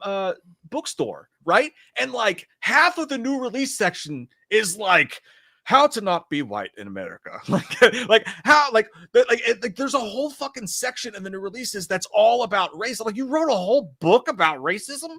Did you know what? Like, is there a reason for that? Like, why do we need why do we need 36 books a week about racism? We're giving Cory Feldman so much ammunition to use against us. I just don't get the obsession, man. Like, well, the obsession's been there for a while. Once people started realizing, once people start being online more, and people start realizing they can use this as rage bait and get clicks and engagements, and they started doing that to make money. And it's not just some YouTubers or online subreddits. Mainstream media does it too. They all fucking do it because they know that people will click, and clicks lead to money. And they know that the best way to do that is to divide people and make them hate each other and see shit that they've never seen before. And therefore we can have a conversation about it that we shouldn't even had or don't even really need to have anymore. But either way, that's going to be the headline tomorrow on Vox. Vox is going to run that, and we are not giving it. That's good. That's good. Like, but I honestly like anywhere else on the internet, this conversation should be like, of course the white guy's tired of talking about racism. Like, I'm sorry, I'm white. I didn't mean. I don't know. I'm not. You know what? You're going to be writing 100 times on a fucking chalkboard like Bart Simpson. I'm sorry, I'm white. I just started drinking my apple juice. I will not engage in this conversation further because it's going to lead to a problem. It's going to lead to a problem, and I'm going to turn into fucking Harrison Ford Red Hulk at some point, and we don't need that. JK says 3 streams this week. Thank you guys. Get it up. Get it up.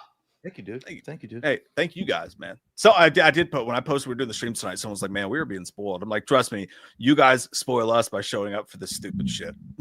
Like, no, yeah. Well, I mean, this is just like the stream from a couple of days ago is part 2.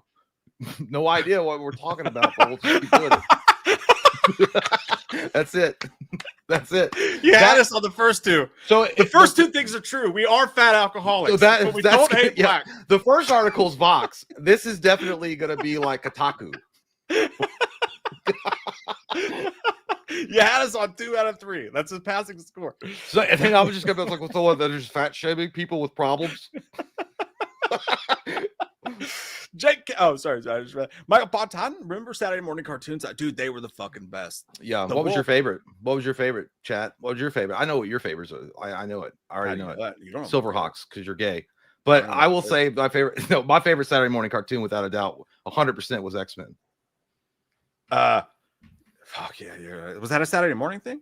Well, I mean, even if it wasn't, I'm going to say it was. I don't know. Like specifically though. I'll actually answer the question, unlike Jay. Specifically, I can hear you. Saturday morning. So, specific Saturday morning program. The only one that I remember that I really, really enjoyed, and I would always wake up and turn on too, but it was the All Stars. Do you remember? It was, Wayne Gretzky, Michael Jordan, and Bo Jackson. Yeah. Like if that came out today, it'd be like a white man spends times with black men. But like, it was get off the race stick. No, but it was a cartoon, and it was like Wayne Gretzky, Bo Jackson, I think maybe Michael Jordan. Or it was Michael Jordan. It was Michael Jordan. Okay, but they would I don't remember it at all. But like it was a cartoon, and they would solve problems. Yeah, and bring the world together. Yeah, fucking the Mario show was so good. The Mario show was good, but I only try to pick out shows that I remember specifically watching as a kid. Because like when I was like Ghostbusters was still a thing, but I was too young to even watch it. Like I watched reruns when it would come on, but it wasn't new. like the X-Men show when it came out in the 90s. I remember watching that shit like at 10 or 11 years old and like really digging that. And then someone said Digimon was fun too. But X-Men, He-Man was already canceled by the time I could remember watching Saturday morning because but it would come on reruns and shit. But the Gladiators. I remember American Gladiators. You guys remember a show called Cops? Cops is fucking awesome, dude. That was I'm not talking about the real life Cops. I'm talking about the cartoon show Cops. I swear, if you saw the trailer, it's not a real thing. You made that up. I swear to God, it's real. It was amazing. You know what was a great Saturday morning cartoon? It wasn't a cartoon, but I always used to watch Eureka's Castle. Like I didn't like it. Yeah, I didn't enjoy it, but it was always on. So I was like, for some reason, like if I fake being sick and I got to stay home, Eureka's Castle would come on, like it would depress me. I was like, this shit's fucking sucking. But then Jerry Springer would come on, like now we're talking. That was the shit, dude. Yeah. You guys, I feel so bad for people who don't know what it was like to fake sick and stay home from school and watch Jerry Springer at like 11 a.m. Like that dude eating fucking ramen noodles. I used to make 2 packages of ramen noodles and put them in a big fucking bowl and just sit there in my underwear and eat them. It was so good, dude. Yeah. So that's what a fat alcoholic would do. You son of a bitch. It was early on, huh? I'll have you know, by the way, the guy who called us fat alcoholics, my blood test came back and said I wasn't an alcoholic. That's all I need. Well, here's the thing. It's like my blood says I'm healthy, so fuck you, even though my beer gut says otherwise. But I'm feeling good about it. Yeah. But hey, you know what? I will say this: Eureka's Castle, Barney, all that shit would come on if you stayed home from school back in the 90s and whatever. You'd have to go through that, but then you'd get to, I think it was like 10 o'clock or 11. You'd get to watch Jerry Springer, dude. And like I got obsessed with that show when it was brand new. I used to put blank VHS tapes in to record it when I was at school, so I could come home and watch it. Yeah, dude, that shit was tight. I just said tight. Gargoyles was good too. Gargoyles was good, but it always Gargoyles. Chippendale was good, but no, I mean, what are we retarded? We're forgetting the biggest one, Batman the Animated Series. Are we stupid? That's a great one. I don't know if that came out on Saturday morning. I don't know. I can't remember which ones came out on Saturday. Semantics. I know All Stars. Semantics. Fictional characters. That's a great conversation, dude. Serial, fucking Ninja Turtle jammies, fucking Saturday Turtles is great. Yeah, but Turtles. But see, again, I just remember when I was old enough to like actually start watching Saturday morning cartoons, I could remember them. It was X-Men, Batman, shit like that. DuckTales. Oh, Darkwing Duck. Let's get dangerous. Remember Hang Time? Duck. Yeah, remember Hang Time? I remember Captain Planet. Stupidest show ever. But for some reason, G.I. Joe the cartoon. G.I. Joe was in the 80s, but I do remember it. But it was still on in the 90s. They still played that shit. Yeah, because Sergeant Slaughter came in as the main guy. And he would give a message at the beginning of the show. And that was my first collecting thing, was the G.I. Joes, but they weren't the big dolls for the old fuckers. They were the tiny ones, the tiny G.I. Joes. Dude, I could make movies with those fucking things. Like, my God, that was life is awesome. Like a hurricane here in Duck World. Dude, do you remember the fucking the popsicle stick that used to come on and be like, "Hey guys, I'm the popsicle stick of Nickelodeon." Yeah, remember that shit? Yeah. But slime was fucking awesome. Slime was great. Double. What was that? With Mark Summers on Nickelodeon, and that. By the way, we're moved Double Dare. We're moving off of fucking Saturday morning cartoons, but I will say this: I loved all the Saturday morning cartoons. Most of like X-Men, Batman, things like the Digimon was great too. But the only animated show that really stuck with me, and I loved every fucking second of it, dude. And I still have it. I actually bought the DVD sets for it. Was Spawn the animated series on HBO.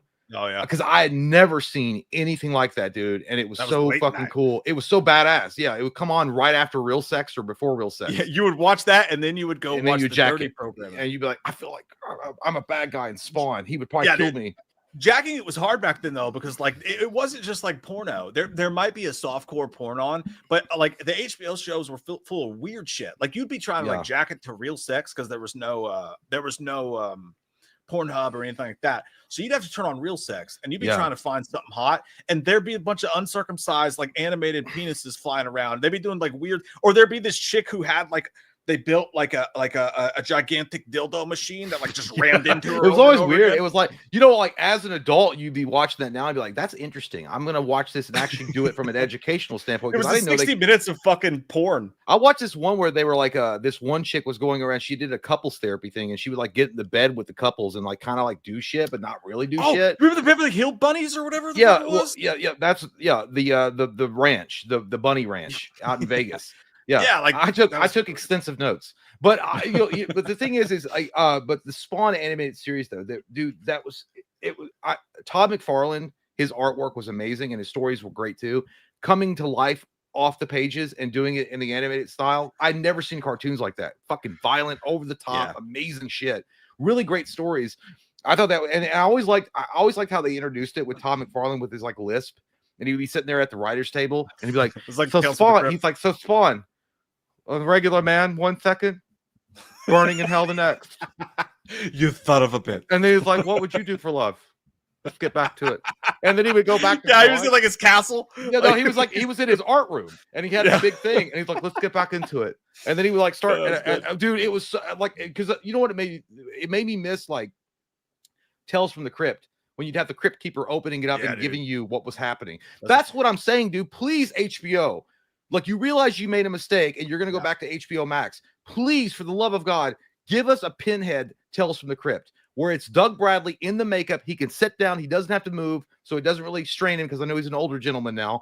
And just let him introduce Tales of Hellraiser, where it's literally like just all the adventures of people opening up the box and their personal hell. That would be fucking awesome, dude. And it would be so easy to do because they just put him in the make. They plan the whole series out. They put him in the makeup one time, and he sits and does like all 10 episodes, the intros in one time, one sitting, and then it'd be so good. Well, yeah, so they can film all of it in one shot if they want to, and then they can splice it up and have him look like he's introducing each episode. But dude, first off, it would be awesome for longtime fans of Hellraiser because Doug Bradley would be back in the makeup, and it would be easy for Doug because he wouldn't have to worry about having to perform a whole hour and a half movie in the makeup. Yeah, it would just be for that one particular day, and it would be awesome too because it would bring in new fans because you could introduce because the thing about the Cenobites and the Merchant box is it's been around for hundreds of years, so there's so many stories that you can tell, and that's why I always said Hellraiser Inferno is one of my favorite movies, is because there's a bad guy and a good guy in it, of course, but there's no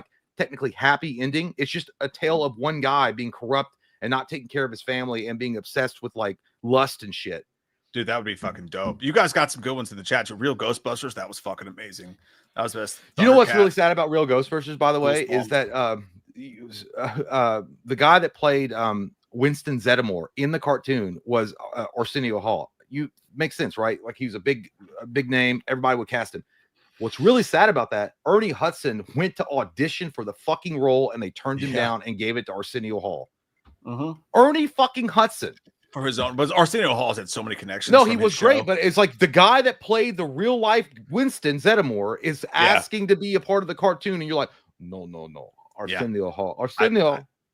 I guarantee it's because Arsenio Hall had major connections, dude. If you guys ever get bored, go and watch the YouTube interviews of Jean-Claude Van Damme on Arsenio Hall's show. It's so fucking hilarious, dude, because he's so full of himself. He'll be in a sleeveless jean jacket with his abs. I'll be like, yeah, you like it? Yeah. It's fucking weird. That's awesome. That was pure cocaine-fueled Van Damme. It just never gets better than that. By the way, Arsenio Hall, did you guys like that? I remember my uncles were watching it when I was like a kid, so I didn't really get into it. I remember it being on TV when it was new. And I know it was popular and everybody loved the format and Arsenio's energy and all that stuff. And then it kind of just died. It kind of went away for some reason. It just died. And then they tried to bring it back and nobody gave a fuck about Arsenio Hall anymore. And I didn't realize they tried to bring it back. I just thought it brought it. Yeah, it was it stayed around for a year or two. But it's the same thing back in those days, dude. Like, you had Sally Jesse Raphael, you had Ricky Lake, you had Ricky Lake was the tits, dude. Ricky Lake was good. Yeah. I'd have fucked Ricky Lake. She was, dude. She was hot when she was fat. She was bigger, but I was into it. I don't know why. I'm glad I'm not alone. I don't know. She was hot. I don't know what. As a small child, I was like, I want to fuck that bitch. Yeah, dude. She looked like that math teacher that tells you to stay over. I need some help. But no, Sally, the Donahue, Montel Williams, dude, the GOAT. Montel was fucking awesome, dude. The GOAT. He was great. Montel was the best one of all of them. See, I'm not racist at all. I fucking love Montel. I like Blackstreet, no diggity, no doubt. See, stop calling me racist. I remember Kathy Lee and Regis. I never got into the Kathy Lee Regis show. I like that. Like at least with Montel and the other hosts of like Sally Jester, Raphael, Ricky Lake, they would get into the nitty gritty. They get into the dirty. They go into the fucking trenches. They hang out with those trailer trash motherfuckers that talk about ghosts. In October, they would have a whole Halloween special. Like Ricky Lake would be like, all October, we're talking about ghost survivors, and they'd be like some fucking fat bitch that like is on that government cheese out of her fucking trailer home, and her house is haunted by her former husband that used to beat her. Do you remember those ones where they're like, I can't believe I survived, and there would just be stories of people surviving. Like this one chick got her face blown up by like a grill. Another lady was like stabbed in the tits and like had like a drill put in her head. Yeah, dude, and like the guy like. Fucking, and that's what that again, by the way, that's why I maintain Stu is alive. Get it up, because like if you watch this I Can't Believe I Survived shows on daytime TV, they're like, he slit my throat, he cut off my left titty, he fucking put a drill in my head, he shot me in the eyeball, and they'll be on the show like, I still made it. like people can survive weird shit. Stu can survive on TV. Back then, daytime TV, like daytime TV talk shows, they knew what they were. They were essentially the what are they called? The tabloid magazine at the checkout lane at Kroger. Like they were just bringing on people saying wild shit. Those were good. Yeah, that's what they were doing, and that was good, and people loved that shit. And then the Kathy Lee and Regis show, or Regis Kathy Lee, they were more like trying to be serious and like making like weird like jokes that only 90-year-olds would like think was funny. That fucking show scared the shit out of me. I have no idea why, but when Current Affair would come on with that weird triangle with the like eye pyramid or some shit like that, I'd get so creeped out. It was, but it was the diet, but it was always the Diet Coke version of Unsolved Mysteries, always. And Rescue 911. Rescue 911 was the fucking tits as well. Yeah, late night. So I was a lonely child, and my parents didn't love me. So basically, there was a whole middle school age where I had this little tube TV that was like this big. You know, and you guys remember the ones, they were the little TVs, but they had a VCR on them. And I would plug an antenna to it, and I would get like the 4 channels, like Fox 56, Channel 18, 27, 36. And there would be, I would know the programming. So like Fresh Prince would be on when I got off school. Friends would be on when I got out of school. But then late night, and especially if you stayed up to like 2, 3 a.m., I would stay up late as I could stay up, just to see what kind of weird shit came on those channels. And it would be like X-Files. Yeah. And then Unsolved Mysteries would creep me the fuck out. Rescue 911 would come on, I think, right before Unsolved Mysteries. It was like the helicopter flying in. It was dude. Oh man, yeah, exactly. Like the ambulance rushing down, it was like that weird filter effect. And dude. I always remember watching Rescue 911 at 9, and then I think it would be like 9:30. Unsolved Mysteries come on, and you'd be like, oh shit. Because you'd be in your bed watching TV and you're like, oh my God, now it's time for scare. And then I get scared, dude. Sometimes I just turn it off. Shit was fucking like, I can't watch X-Files tonight. I can't do it. I'm too freaked out. But dude, if you stay up late on I think it came on, I'm pretty sure it came on MTV, but late hours, you get shit like The Max, Aeon Flux, those weird cartoons. When they started doing Aeon Flux, they did this weird like shit. And then the girl had her thick fucking eyelashes, and then the fly would get caught in. You're like, God damn, those things are chompers. Yeah. And you wouldn't know what sexy stuff too. But you wouldn't know what was going on. You never know what was happening in any episode. But by the way, someone did say some guy got murdered because of Jenny Jones. I remember that. And what happened is that I remember that because liquid television, it made like fucking national headlines. What had happened is that I think it was Jenny Jones. She brought you know how they did those corny shows where they'd bring it on this guy and he'd be like, you got a secret admirer, but you don't know who it is. But today they're going to reveal that's, you know. So this guy came on and he was like, they were doing the standard interview questions, who you are, where you're from, what you do. And he was like, yeah, I don't really know what I'm here for. And the person that came out that said they had a crush on him, and it was a dude. It was a gay dude. And obviously, and the guy was like okay about it at first but then I think later on he was like, I was on national TV. They've embarrassed me. It was this whole thing happened, and they weren't upfront with it at all. He went and fucking killed that guy. Yeah, no, something like that happened with Jerry Springer too. A guy died because like after the show, I think there was like a thing that came up. You guys remember if you're around our age, there was a big, like now it's like racism, Donald Trump, but like back then it was like do your parents let you watch Beavis and Butthead or not? Like a bunch of kids South were Park, allowed to watch Beavis and Butthead, and then a bunch of kids were not allowed to watch Beavis and Butthead. I was not, but I still watched it anyways because like they were like, "Don't watch that." I'm like, "Okay, you're not paying attention. I won't watch this shit." But Beavis and Butthead was fucking huge. Huge. That's why when Do America came out, I'm pretty sure that movie did great fucking box office. It did great. By the way, X Shin says you are not the father. Yeah, Maury Povich. Like people say Maury Povich is probably the GOAT, and maybe he is in a lot of ways, but I still give it to Montel Williams every fucking day of the week. I love Montel's delivery. I liked his aura. I liked the way that he was on stage. I liked the way that he communicated with the guests and the audience. Maury was good, but when Maury started sitting down because he was too old to move around, I was like, "Come on, Maury, you just can't. You know what you're going to be doing today." Like he's like, are these three men the father, or who's the father of these three men? Like I lost every fucking week. Dude. He to me he piggybacked off of Springer too much, and the reason I couldn't get into Maury is because every show did the same thing. When every single show does the same thing, you know it's scripted, it's fake. Maury, like my wife and I watch My 600-Pound Life a lot, and like they literally say the same shit. It's so depressing, dude. But there's something sick inside you that's like, I want to watch this fat person try to take a bath. Like I don't know why. It's true. Well, like I also notice in a lot of those shows, like their family members or somebody that's close to them are feeders. They bring them the worst shit anyway to eat, and it's like they like it. It's like they get off on it, but then they cry on camera about it. Dude, they'll be like, "I'm trying so hard to lose weight, but I stubbed my toe, so then I just went to Little Caesars and 6." And they'll pull up to the speaker. They'll be like, "Yeah, they're like, I'm doing so good." And they'll be like, "I'll have a 6 quarter-pounders, large fry," and their total will be like $45.99. They're like, "I don't have enough money to move to Houston for here's the skin loss surgery." It's like, because you just spent $46 at fucking McDonald's, bro. Yeah, it's a lot of it's a lot of food for your greasy rolls.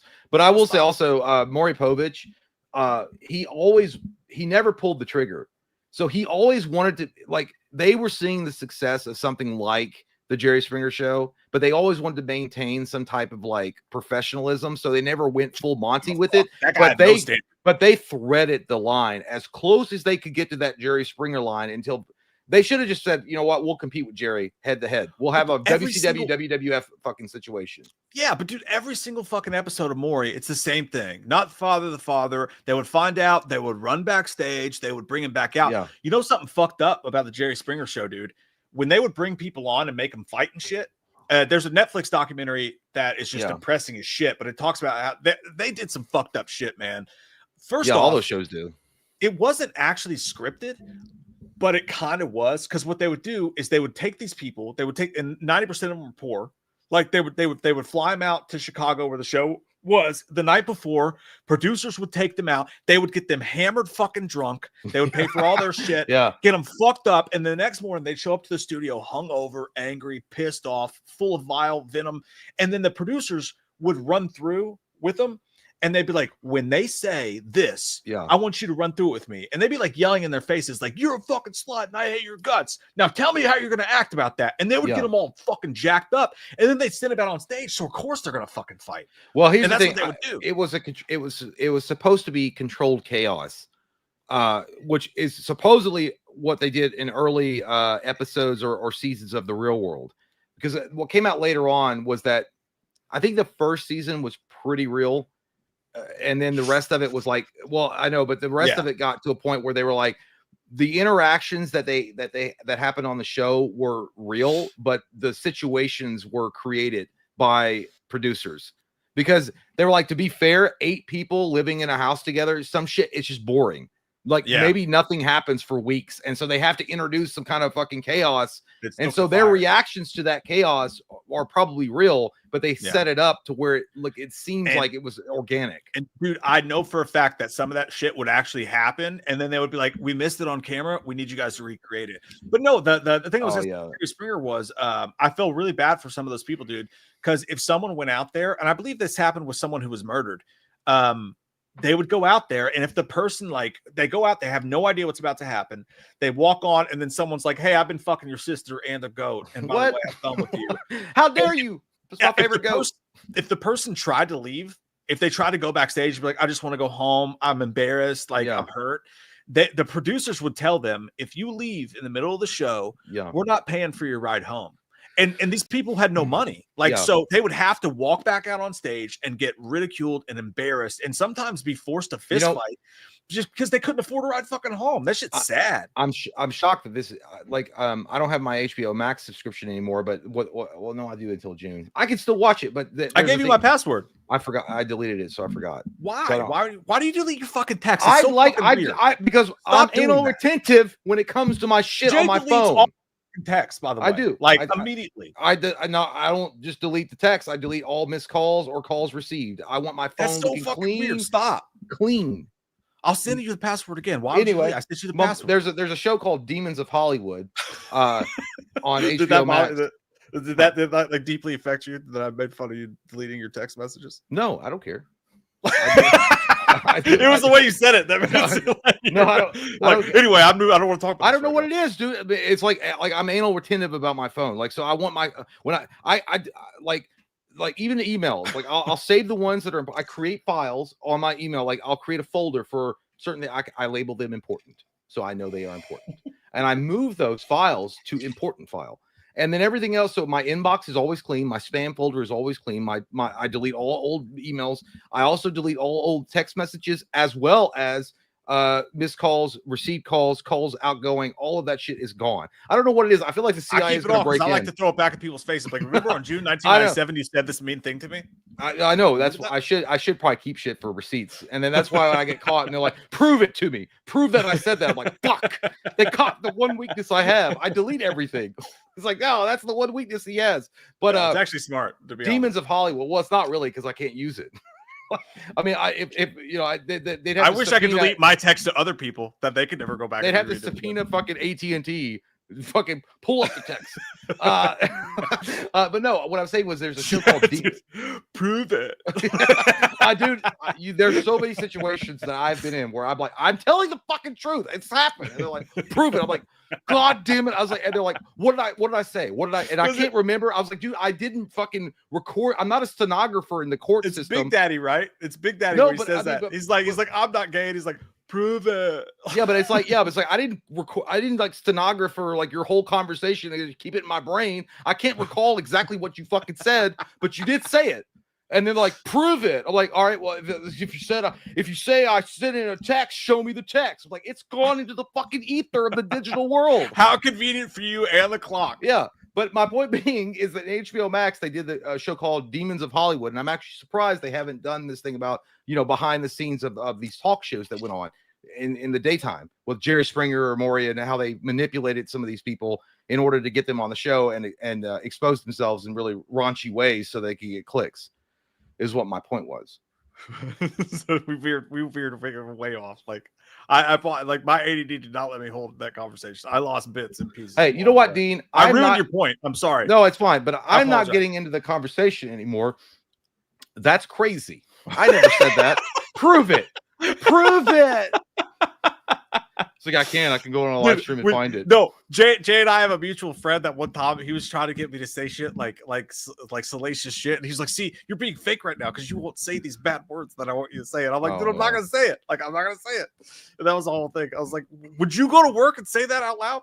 By the way, just to clarify my particular point and my position in that particular moment that I was talking about the destruction of the Jews and making it lose my boner was because I wasn't saying that was a good thing. I was saying I was thinking about a horrendous thing that happened in human history, and therefore it would cause my boner to go away. That's what I was talking about. Dude, I didn't connect the dots. I didn't connect the dots till you just said that when he was. Well, that's what I was talking about, but I didn't. And I think I clarified that when I said it. I didn't say, "Oh, that was an awesome thing." There was fucking trumpets that played from heaven when that happened. I meant that no, it was a bad thing. It was a terrible moment in human history. TLDR, Jay was trying to stop himself from Don't you fucking do it, Vinny. You better put that clip down. You better not clip it. Jay was trying to stop him to have a boner because an optometrist was whispering in his ear. And so he thought of like the worst shit he could think of. That's it. To stop that from happening. Yeah. And that was one of the things that came across his What I should have said was been a little bit safer. I was thinking of like old nuns in underwear. I should have just said that and then moved on. I was like, dude, I think about baseball or something. You don't have to think about like goddamn genocide to get rid of your boner. We're being sued. No, I'm kidding. You're talking about somebody else. He said they're being sued for plagiarism and they can't provide evidence they weren't stealing someone's stuff. They're going to be like, prove it. Prove it. So anyway, all this started because Michael Parton was like, "You guys remember Saturday morning cartoons?" Isn't that amazing? They're going to do a fucking case study on this channel one day. And like, this is how two egocentric fat alcoholics make it all about what their Don't problems forget are. racist. And racist. Don't forget Make it racist. all about their self and their problems because they asked a simple question about Saturday morning cartoons, and somehow it went into daytime TV shows right back to their personal problems and how they view the world. Isn't that amazing? This is more like a Patreon stream than a regular stream right now. Like Yeah. this is definitely more of a Patreon stream vibe. Yeah. I literally started my apple juice at the hour mark, which I always do. I started fucking hour and a half before you fucking started. Oh, filming. I thought about it. That's why I have yellow poop. It's been so. I've noticed that the whites of your eyes look a little yellow. You might want to look into that. Hey, don't do that to me, you motherfucker. Shut up, dude. I look at it all the time. I go in the mirror and like get close. I'm like, I do too. Sometimes I'm like, oh, is it done? Just silence of the labs. All right. Yes. I got to go pee though. Someone asked who's Okay. going to break the seal first. Well, it's going to be me at It's you. 1 hour and 45 minutes. This is a record, by the way. Neither I one of us honor has you. gone to the bathroom. No, I know. I went twice before Jay did last time. Now I'm big in my pants and on the screen. On the screen. What are you guys doing though? Hello, Wayne. Hello, Garth. I do have to pee though. That's the thing. My wiener hurts a little bit. It's pretty full. Jizz. No, I emptied that out early. I got the squigglies out before the stream. I had sex tonight. It was awesome. I've not watched that yet. Yes, Anakin. Yes. Why is everyone a fucking producer of the show tonight? Huh? We know they're super chats. We're going to fucking talk about them. You know, some channels don't even read their super chats, but we appreciate them. And we talk about them. Shut up, pooped. I'm kidding. I'm joking. We're going to, though. We are going to. Oh. No, that wasn't JPing. That was the ice maker. As my wonderful, what do you call them? Vanna? What do you call Vanna? Brings me a new beverage. It's my wife, though, because I can't afford to hire one. Oh, the headphones aren't playing. She heard me. I said, I love you. Fortunately for you, I didn't hear what came before that. So Yeah, I came before the stream. I know I was there. Yeah, you were there I'm not there. because I don't cheat. It was with you. Go back to your stream. I'm done. Okay, sorry. I'm back to the stream. You guys hear that? It's proof I have had sex before. In case anyone was wondering, it did happen. It did happen. You want to come on the stream? No. Come on. No. Come on over here. I just put blankie on. I'm here. She got a blankie on. Yeah. And if you guys don't know, like my wife likes to basically when we stream, it's her time to sit in the chair, put on her headphones, and not be bothered by me at all. She's like, thankfully, it's like when you give a dog a new bone, so he'll chew on it for a while and leave you the fuck alone. It's basically what you guys are for my wife. You're like a fucking bone that I can talk to you instead of annoying the fuck out of her. I don't love that analogy, but I guess. Yeah. Basically, what I'm saying is I have a big dick. What? Hey, man. Telling tales outside of school once again. I left for Cool. 5 minutes and the lies start pouring out, you Satan. Now I have to pee, you fucking whore. Okay. I'm going to go do that now. Did you do any of the supers? No. Okay. Someone asked me to, and out of respect for myself, I said, just because you asked, I'm not going to. You got that Cory Feldman ego syndrome. You're not running this. I'll be right back. Okay. Okay. So we left off on Michael. We've got EFPG 0708 became a member. Thank you, dude. Appreciate you. Welcome to the show. Lovely to have you. We got the Horror Maverick. What's up, boys? Time to crack an apple juice open. Love your silly faces. It's always a good time to do that for sure. But I always wait for the hour mark. I'm responsible and professional, but have a good apple juice. It's time to do that. Cineroth says, Loomis, I heard Chalice is renovating your office. He's not doing shit except spreading STDs. I will renovate the office. Not that drunk ass fuck. Thank you, Cineroth. Nighttime. Funniest thing my dad ever said was in 2008, we were at the gym and we walked past a sweaty guy, and my dad said out loud, "Damn, it smelled like dead people." Your dad sounds awesome. And you know what? It's true. Sometimes you got to call that shit out so they know that they have to bathe or use some Axe body spray or something. Yeah, dude, I remember being in school, and I don't know if it's because they didn't wash properly or what, but they smell like, I always thought they smell like dead birds. But your dad sounds cool, informative, and I think he helped that person at the gym. That person just now will realize you got to make sure you smell good. Like, I know you're working out, but there's no need to skip showers and such. We have Ed Boy. Been a while since I caught a live. Random, but I saw 1979's Dracula with Frank Langella and freaking oh shit on the flop. That's like when you find out that she's got a dick. No idea. Yeah. But then you suck it. Yeah, might as well. I'm already here. And you don't want to be anti. I've been on this Fireball whiskey all day watching the Derby. Who cares?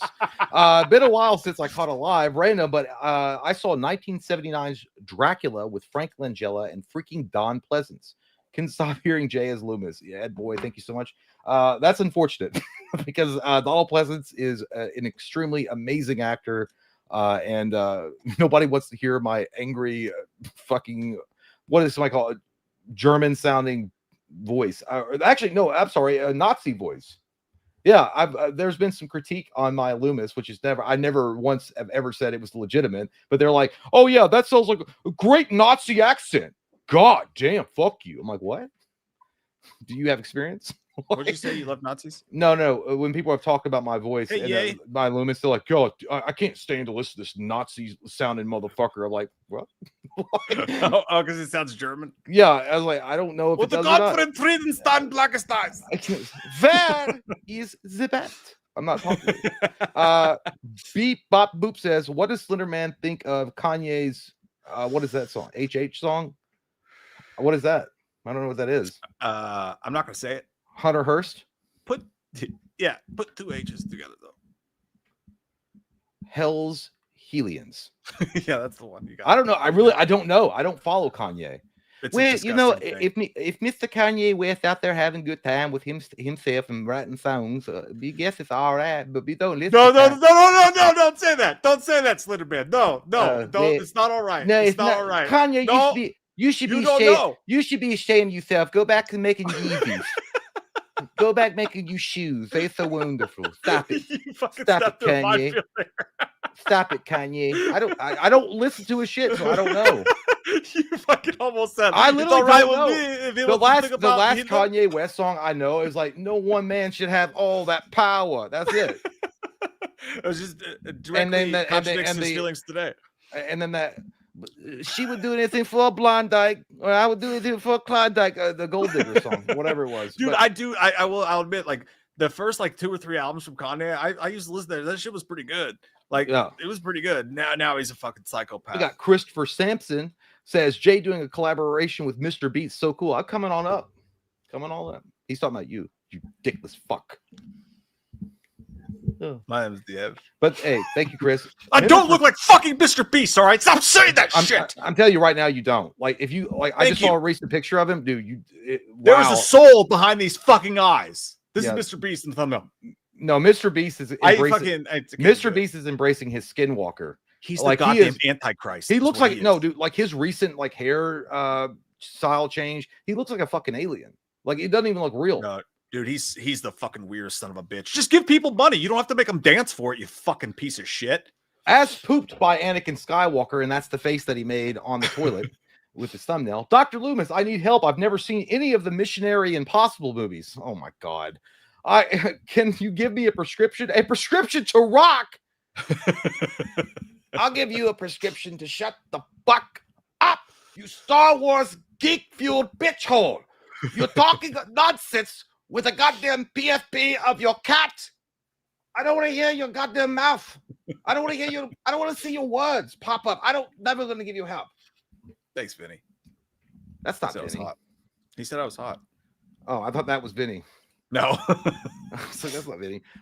Dean Crebatine says, well, slap my willy and call me silly. I'm back. Yes, you are. And showing your role as producer, which we love you for. The show's been falling apart without you, Dean. Yeah, thanks for your direction. Dean's profile picture right there, the annoyed look is exactly what he looked like when he walked in. It's like, God, this show is still on. Dude, he looks like Stanley if he had like a rough go from The Office. Like He does. We have Turlington. That's a great. By the way, is the super chats are bigger when they're popping up on screen? Like it's like, do we zoom in for old people? Because like the text are popping more and you can see it better. Dude, I think they changed like the font or some shit on here. Just for me, just for Vince. Just Dude for wipes. Consider Man Sing Torn by Natalie Imbruglia. From Turlington. He already put the lyrics in, so I'll sing it for you. Yeah, he knew it. Like, because sometimes, dude, that's funny that he did that. Because sometimes people ask us to sing a song, and we'll just be like, "I don't know the song." Sorry. Yeah, he's like, but he put the lyrics in there, so you have no choice. I'll do it, and he says it'll make my Slendy chubby. You dudettes are the best. Great turd, that'll get you going. I'm definitely here for it. I always want to get you hot and bothered. What? Me thought a man brute to laugh. Him was one, him came around, and him would dig me feed. He showed me what it was to cry, but you couldn't be that man me adore. I actually know the song. This is a great fucking song, dude. Katie Sidebottom. Hi, dads. Hey, Katie. Hi, guys. We're hot dads. DJ Dream Entertainment says, boys, I'm at the Win in Vegas. I'm here to take all the money. Boost me up, boys. I have a stack ready to go, and I'm standing on the edge. Standing on the edge. That sounded like Cory Feldman singing it. That was Cory Feldman singing it, by the way, if you didn't know. DJ, have a better time in Vegas than I do, dude. I fucking hate Vegas. Can I say that? Can I be honest? Like, I think Vegas is the most overrated fucking piece of shit town in the USA. It's just a fucking casino. It's every fucking casino. Yeah, but I think everybody knows that going there, though. But well, to be fair though, like I've never gone with like a group of dudes who were just trying to fucking get jerked. Yeah, I just wanted to recreate. They probably have a better time. The Hangover. But I just want to recreate the Hangover where we all like stand on the roof. Not like, that I want to, but and then just like have one of those over like those fat guys like standing there with a bag like, what's your heritage?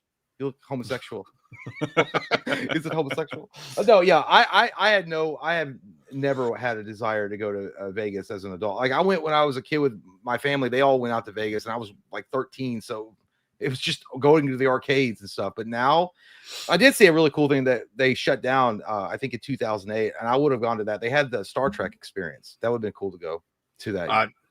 I don't know anything. I've been to Vegas one time, and Kate had a work thing, and they let me fly with her, but she had to be gone at a convention all day long, and I didn't really have any money at the time, so I couldn't like go gamble a bunch. I gambled like $40 or whatever. But what I did, dude, you can drink anywhere there. That's the only real like thing. So it was like 12 p.m. and I just went into like a CVS and I bought like a fucking 40 of like an IPA. Yeah, dude, that's the first thing you do when you land. Give me that 40. I can walk around on the streets and spit on the cops. I just walked around the streets of Vegas with a 40. And I went into a mall. They had a mall, and I just walked around drinking the shit. And I was like, this is just a place where you're allowed to drink and gamble. Like, but it's any casino. It's just the same thing as any. I don't get it. Spoken like a true cracker fat alcoholic. You go to Vegas, the first thing you can do, you can drink legally. Dude, no, I do the same thing on the streets. That night, though, like that first night, I had to have dinner with her and her boss. Both of her bosses, they were married, and I've been drinking all fucking day because I was bored. I was in Vegas, and we go to the dinner, and we go to this really nice steakhouse, and they ordered like truffle mac and cheese, and we had a steak and all this shit, and they were paying for it all, and it was really nice. But I kept my shit together the whole dinner, like I didn't seem drunk. But then when we got up to leave, Katie's like, "Your shoes untied," and I've been over to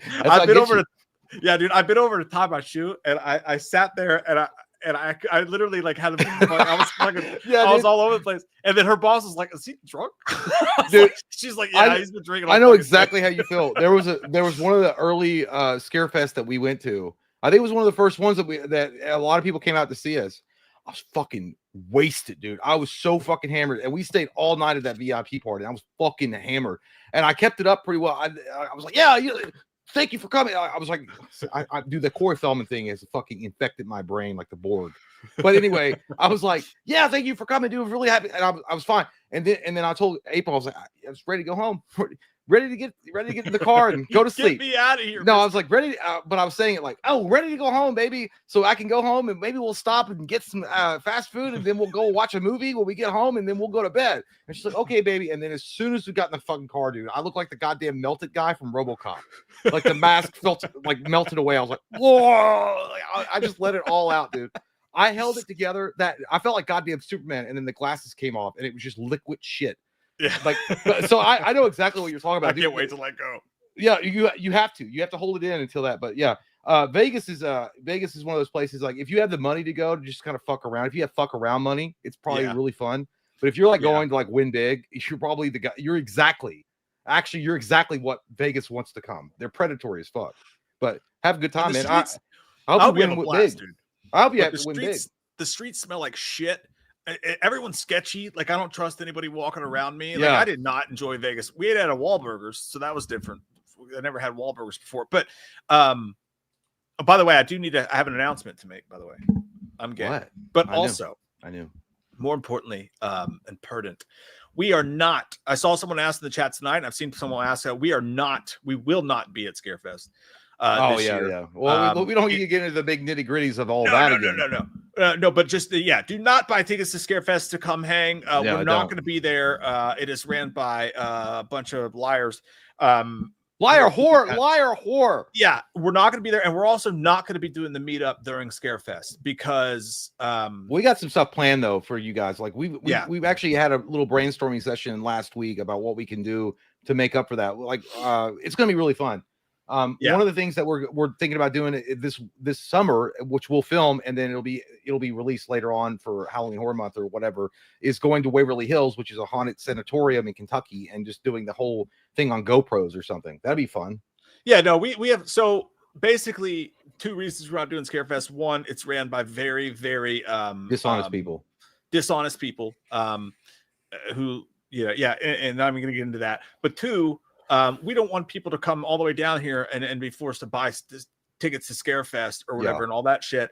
And three, it's during October. This October, we're going to focus a lot more on Halloween Horror Month and doing videos for you guys. Not to say that we won't do a meetup. We don't know if we will or not, but it will not be during Scarefest. So I just want to put that out there.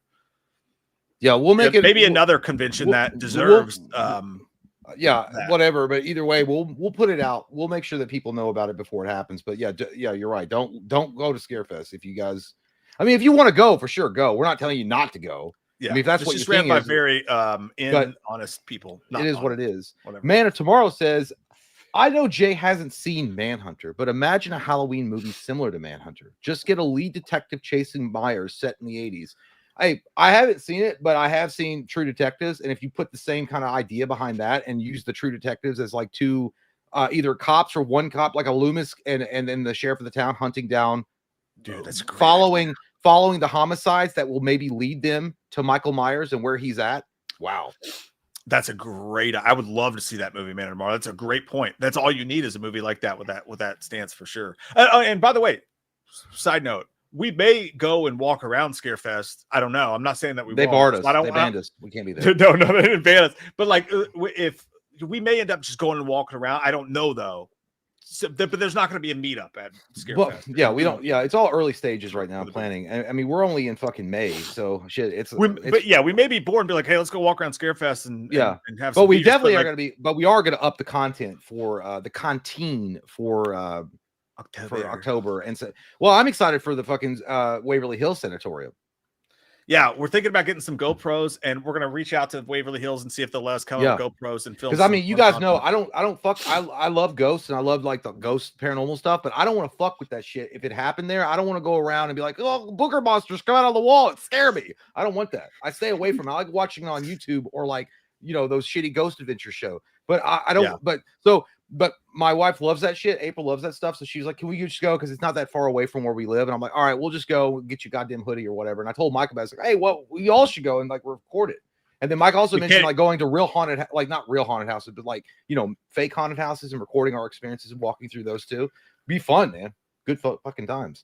I asked Katie about it tonight, by the way. She's totally down to go to Waverly. So yeah, I've never been. And like we probably live like 2 hours away from it. So If you guys don't know, Waverly is like one of the, I think it was tuberculosis, right? Like a bunch of people died there. Yeah, it was a sanatorium. Hospital. Yeah, it was a hospital. It was like House on Haunted Hill on It was supposed to be like one of the most haunted buildings in America.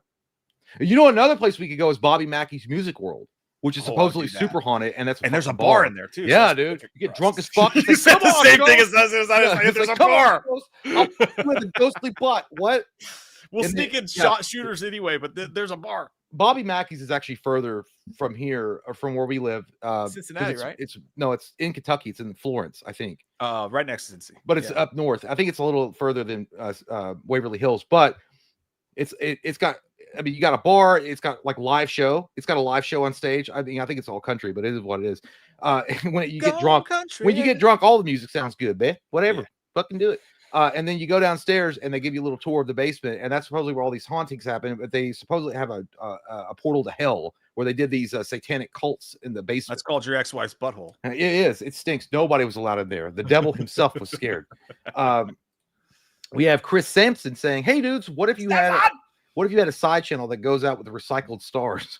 Mike could go out with Jada Pinkett Smith. Jay, you could go." You can do Samara weaving. Thoughts, people? I would. Of course, I feel like I worked out well in this deal, Chris. I think that is like amazing for me. Samara Weaving, not only is she hot still, and she's a great personality. You could actually go out and like just take her to like B-dubs and watch a game. Jada Pinkett, she's going to talk about is how much she loved Tupac's wiener, and like she was all about that, and that you're not that good enough, and then control you. Yeah, you're gonna have a great time with Samara, and I'm just gonna be like, "Hey, Jada, do you want to go wig shopping?" And then she's gonna smack me. I got alopecia, motherfucker. I'm like, "Me too, motherfucker." I was like, on the back. So do I. On the back. I love you, Chris. Jada Pinkett Smith is still hot though. I don't give a fuck. I mean, I know her personality. I disagree. I wouldn't. I still think so, dude. She's toxic. It's the attitude. Like, she's toxic, but she like looks wise, she's still hot. But anyway, Blake. I heard Renner was supposed to replace Cruise, but audiences didn't like it because he would have replaced Tom Cruise. Early drafts of 6 killed him off. For real? I heard that. That's crazy. That's crazy talk, Blake. I don't like that. Balake, you're coming in here with all sorts of bullshit. Blackie. I said Balake. Where are your dark thoughts going? No, honestly, that was a rumor. Well, they already tried that. We mentioned it earlier on in the stream. The Bourne thing. They tried to use Jeremy Renner to replace Matt Damon. It didn't work. I liked that movie that Jeremy Renner was in, The Bourne Legacy. I think it was called that. There's been rumors, by the way, that there's been rumors that Glenn Powell is eventually gonna replace Tom Cruise. That's I don't. Here's the thing: when Tom Cruise decides that Tom Cruise doesn't want to do Mission Impossible anymore, Mission Impossible should be dead for years. He does Blu-ray. You're right. Jay likes women with short hair because he actually likes dudes. That's why he likes to say he loves girls with short hair because he really just wants the fucking guy. And I wish he would. I wish it was me. Blu-ray addict. Why don't you get addicted to pussy and start thinking women are hot instead of Blu-rays? That's the most gay thing you can say, dude. Like, I love pussy. I want pussy. I want pussy. How's that gay? You're gay. You just anybody who says like I didn't say a pussy. Fucking weirdo. You want some butt, dude. You want some dude butt. That's what you want. I feel like this is projection at its highest level. Like, this is Mike like coming out. It's like, so what? Butt. What I'm really saying is, I want butt. I want to feel a man's asshole. Buckle said, pussy scares me. So that's okay. That's okay. It's a scary thing. It's hard to find. There's a mythical creature called a clitoris that you have to find. It is. And you have to lick it at the same pace because if you change up too much, they won't come. It's a unicorn. It's tough. It's a unicorn. It's worth the hunt because you I'm don't a man know. of variety. I like to switch it up, but they don't like that. Oh. What a conversation. Robin Barker says 1990 TMNT 4K coming out soon. Will you buy? I actually would buy all three. If like the only three that matter, not the Michael Bay bullshit. I would if TMNT the trilogy set came out on 4K, definitely would do it. So stupid, dude. With this, I don't know why. I didn't talk about no fucking butt. We should have been canceled 10 fucking years ago. Why do people still let us have a fucking show? This is because stupid. They're asking us questions about TMNT on 4K coming out. Will you buy it? No. Yeah, no, I will. I love, dude, because show us those sweet fucking puppets in 4K, dude. Like, they can't do that shit today. It'd be all fucking fake ass CG. Like, they should let us. Yeah, I will buy it. I will buy it, Rob. Man, and tomorrow I started watching Feldman videos because of Jay. Hey, man, I wish we could hang out and we could talk about it while we were watching it live. That would be awesome. Because good. Just watch it. It's you know what? It's really cheap entertainment. It's sludge entertainment to watch. you know, his meltdowns on stage, but it is what it is, dude. People like that shit. I like that shit. I have not a problem with horror, like being like, hey, you know what? I like that bottom of the barrel 8mm bullshit comedy that nobody really thinks is funny, and it's just like on there for cringe factor. I like that shit. Yeah. But seriously, like I do get why someone would be afraid of a vagina. They're complicated. There's a lot of layers. There's a vulva. Are you still on that? And you got those weird ones that you ever watch porn, and they got those weird ones that they're really discolored. I'm like, dude, that makes me so glad I'm not single, because like, you know, like, well, I don't want to say that because someone here might have a discolored vagina, and I don't want to make them feel bad. It's called an STD. If your vagina is discolored. No, they're like a completely different color than the rest of their skin. It looks weird. Like, I don't understand why. Well, if that's called supposedly what Michael Jackson had, where they have different tones of skin color. Yeah, I don't want to make anyone feel bad. I wish I didn't say anything. Like, I'm really scared right now that someone here has a discolored vagina, and I just made him feel really self-conscious, and I feel awful. But I don't care because I don't know them. You feel like it's like this. It's like you took a side quest and you didn't realize it was really a lot more involved, and then you're like, I'm telling you, and you're like, I don't want to do this anymore. Well, that's fair though, because girls will be like, I hate dudes with tiny dicks. Like, you know, there's dudes with tiny dicks everywhere. I'm not one of them. Never will be. But like, I saw a video of this average. Girl.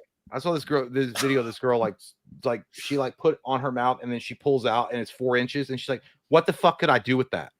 4 inches? That wouldn't even almost normal. Yeah. It's almost normal. Like 5.5 is like the average, right? 5.5. 6.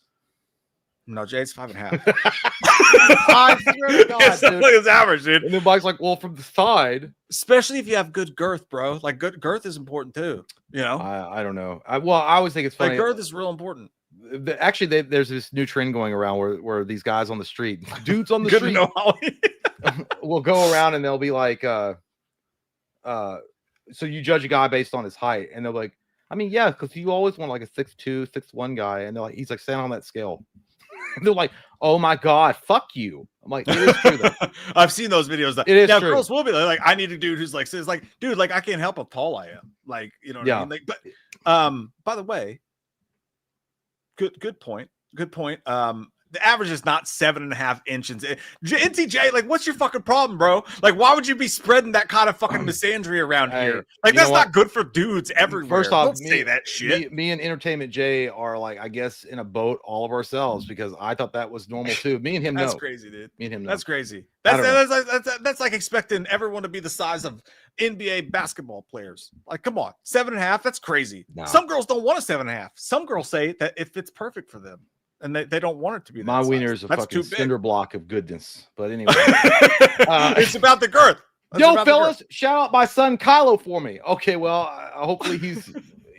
This is a bad time for that, dude. This is a really bad time to shout out to someone's son. Hey, Kylo, why would you do that? I loved you in Star Wars. I loved you, Kylo Ren. I love you, man. JK. Do you think if you're a guy, like you like if you're gay, dude, like, do you think that like you actually prefer one smaller?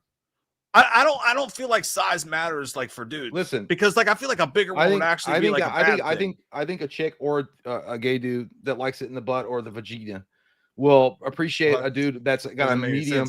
Shut your goddamn mouth and let me finish.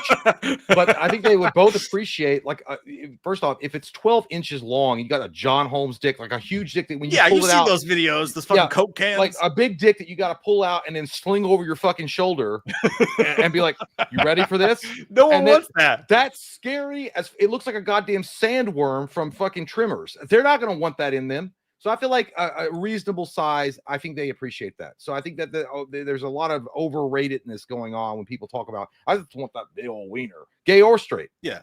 It's not, by the way, it's not that bad, Savant. Okay. It's not, I have a completely normal size wiener. So you have a tunic. It just actually happens to have an exceptional amount of girth. I don't need to talk to you guys about the size and dimension.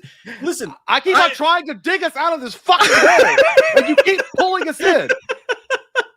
But really, like, do you think dudes probably want like a less big one? Like, I don't know, dude. I mean, I guess go to the prison cop population, be like, hey, does it hurt less or more when a big dick dude finds you in the shower? Yeah, no, like I just wonder, like, if you're a dude, like, you probably don't want a big one. Like, Have you thought just about this? wondering aloud. Are you gonna do that? What's Army Hammer or whatever the fuck, the guy that like experienced it for a little while? Like, I'm gonna try and bat for the other team for like 6 months. First off, QBDP, I don't know, because clearly I have big titties. You can see with the shirt right here. Look at these fucking things. I got nipples sticking out of my fucking shirt. I don't know the cure for man tits. All right, I try. I have a terrible chest. It's like that Lawrence Fishburne line from Mission Impossible 3. He was like, they say that chocolate makes you fat, but look at me. Or whatever he said. By the way, shout out, Anakin, grower, not a shower. By the way, there was a thing, and women don't understand this. Like, I swear to God, I'm off of it. I do not have beer tits, Tomo. Okay, that's just fucking rude. I can't see the live chat because I'm trying to get it through the fucking supers. I know. I'm fucking. I'm throwing a wrench in the. You're talking about men's buttholes and whether it would hurt if a big dick went in or a small one. If you never wondered. You never thought about it? No, I'm sure it hurt. Your butthole. If you're not, I don't know. Grower's not sure. I'm a grower, not a shower. Like, that's true. Like, if you see a flaccid, like if you see my flaccid wiener, you'd be like, that dude has a small dick. But I swear to God, it gets so much bigger when it gets hard. Yeah. Like, that's the thing about me. So, like, if you see, like, I hate going up to a urinal next to a dude and he looks over and I look over and we lock eyes, and I just have to be like, hey man, it gets a lot bigger when it's hard. Do you want to tickle it with your tongue a little bit? And maybe I'll show you. Yeah. Like when when Mike's dick gets hard, like rising up, back on the street, Eye of the Tiger comes on. Took my time, took my chance. We got JK saying slow people on X overrate the shit out of Sinners. Well, I mean, I know that people loved it, and you know, it is what it is, but I think that some people took it to a high extreme, like the best vampire movie ever. Shut the fuck up and go back and get a goddamn job and watch a movie that's not stupid. I don't think it was a stupid movie, but like, come on, guys. It's not that good of a movie. It's a good movie, but holy shit. Yeah, you're right. That overrating is crazy. New Guy Ritchie. Jason Bacon says, New Guy Ritchie, $180 million action flick, Fountain of Youth on Apple TV Plus with John Krasinski, Natalie Portman. Looks fun. James Vanderbilt wrote. Oh, that's cool. I heard about Fountain of Youth. Literally the other day, I was like scrolling through Google and I saw Fountain of Youth was like trending, and I clicked on it thinking I was going to get a history lesson about Ponce de Leon, who was in search of the real Fountain of Youth. Ponce de Leon. And it turns out it was an Apple TV show. I'm like, fuck it. Yeah, I didn't know. Dude, John Krasinski, by the way, talk about a dude. Talk about a handsome fucking guy. Like, I'm not gay, but I might fuck John Krasinski. That guy is a specimen. Like, yeah, a specimen. It's a good looking what guy. A handsome fella. If I could die and come back as someone, he'd be in my top 5. Just like his size and girth. I know you're not gay, but it's like you've been testing the waters all night. You'd be like, I'm not gay, but you know what? Does dicks in the butt hurt? Like, dude, I don't want to fuck because, like, I don't think I can fuck a dude, but can I just look at you for a while? Yeah, can I just watch it in like real time? Can I just be a voyeur and sit in the corner and watch it? Is it gay if I just want to watch you work out because it makes me like inspired to be a better man myself? I call that adventurous. Like, don't touch me. I just want to watch you, bro. Jason Bacon also says, thank you so much, dude. Says, remember the early 90s infomercials, Amazing Discoveries with Mike Levy, host in a wild sweater? Looked like a talk show, but nope. That sounds the Amazing Discoveries with Mike Levy. I don't remember that one, Jason, but I love your name. Yeah, he's been on. Jason Bacon's been on here a few times. That sounds familiar. I think I do. There was all sorts of like corny, weird shit in the 90s that never would have worked today, but it was always like charming when it came on. What I missed it. Wait.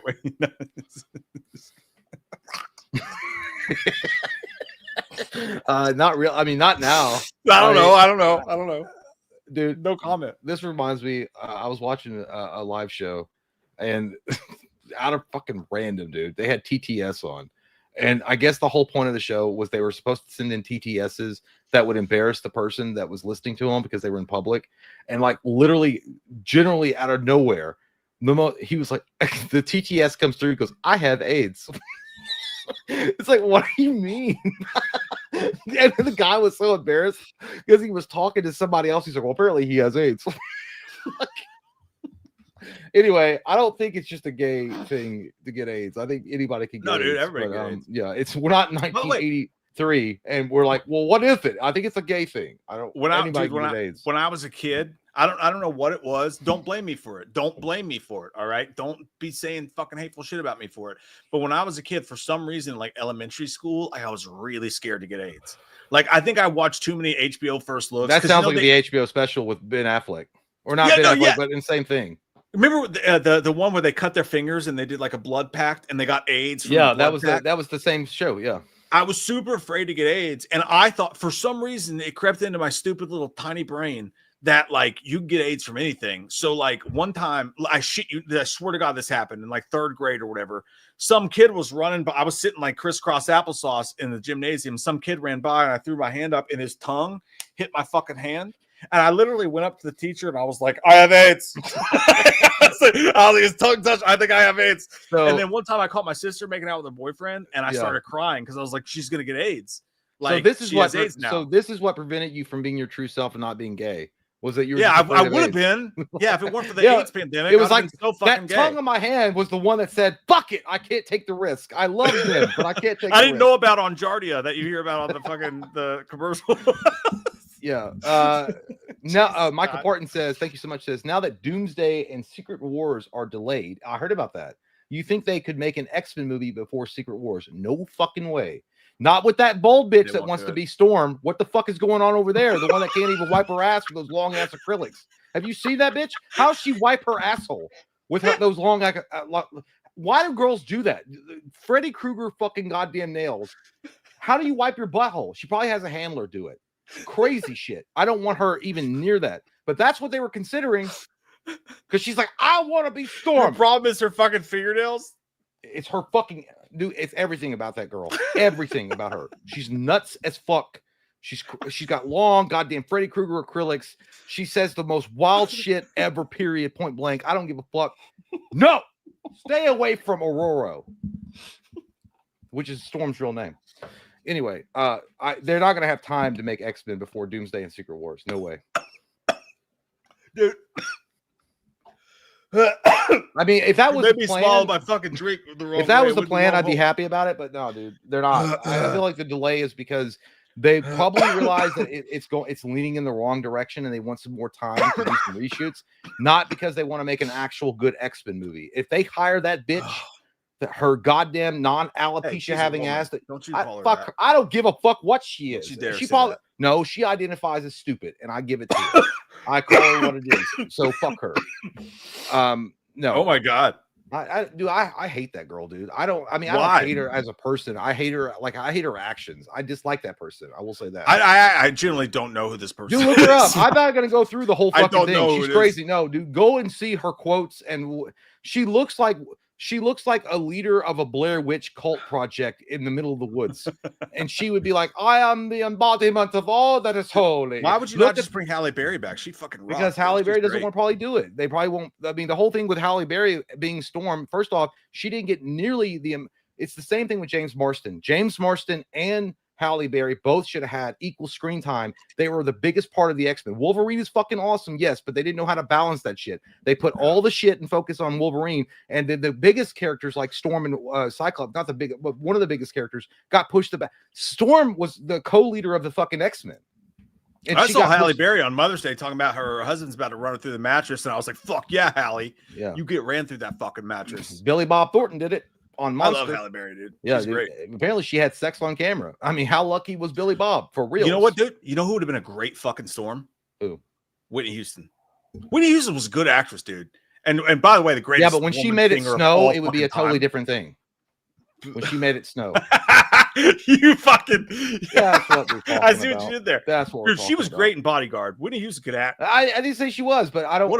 Was she going to break out in a musical number in the middle? I have the power of Storm. She was also a good actress, dude. She was great in Bodyguard. Yeah, I know. She would fucking rock that shit. Love Whitney Houston. Austin says, anyone else find it weird that Pennywise is literally a killer clown from outer space? I didn't watch I don't know anything about. You read the book, you know that.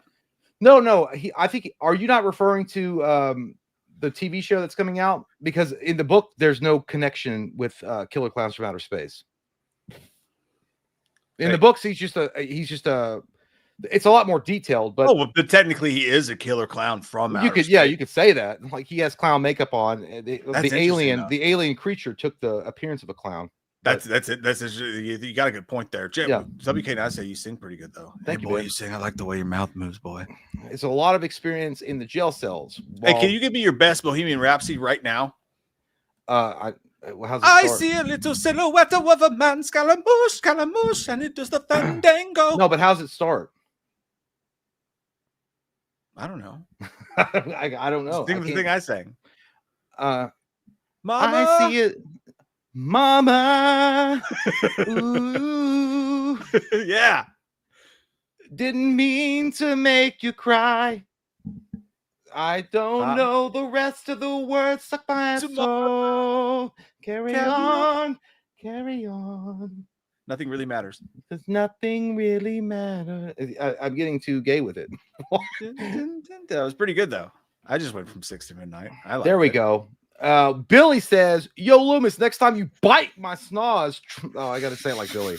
Yo, Loomis, next time you bite my snarls, try not to do it so hard. And Chalice, next time you want to listen, I'll take it out your ear. Nobody bit your snaz. Your mom beat you up enough. No one's gonna cause physical harm to your face. It's not gay to have a man come in your ear, son. Disgusting Billy back again with his disgusting comments. Almost as disgusting as your god. Look at that unibrow. It looks like a goddamn highway in Germany. Having a man come in your ear is like taking Robitussin for a cough. It's good for it. I don't know why Loomis like Charles is fucking redneck. I don't know. No, it's like you take a Robitussin while you're playing golf. Because you be fucked up. It's funny. I saw it though. I'm playing golf on Monday. Are you really? Yeah, I'm looking forward to it. I haven't played golf in a year. No, you're not. I'm gonna hit those balls. Who are you playing with? Tiger? A couple. Me and Tiger Woods are gonna go out and fucking Phil Mickelson. Yeah, there's a couple dudes from. I guess I didn't get my invite. I didn't want to go anyway. Nope. I know you don't want to come. You know why? Because I'll be busy. I couldn't suck your dick hard enough to make you come. I'll be doing Mission Impossible on Monday. Oh fuck! I probably need to do. I'm probably gonna do Tuesday. Oh yeah, I thought you had seen it already. Nah, I waited for you. You fucking slut. Okay, well, you guys are dilts for life. Michael says, "Thank you, dude."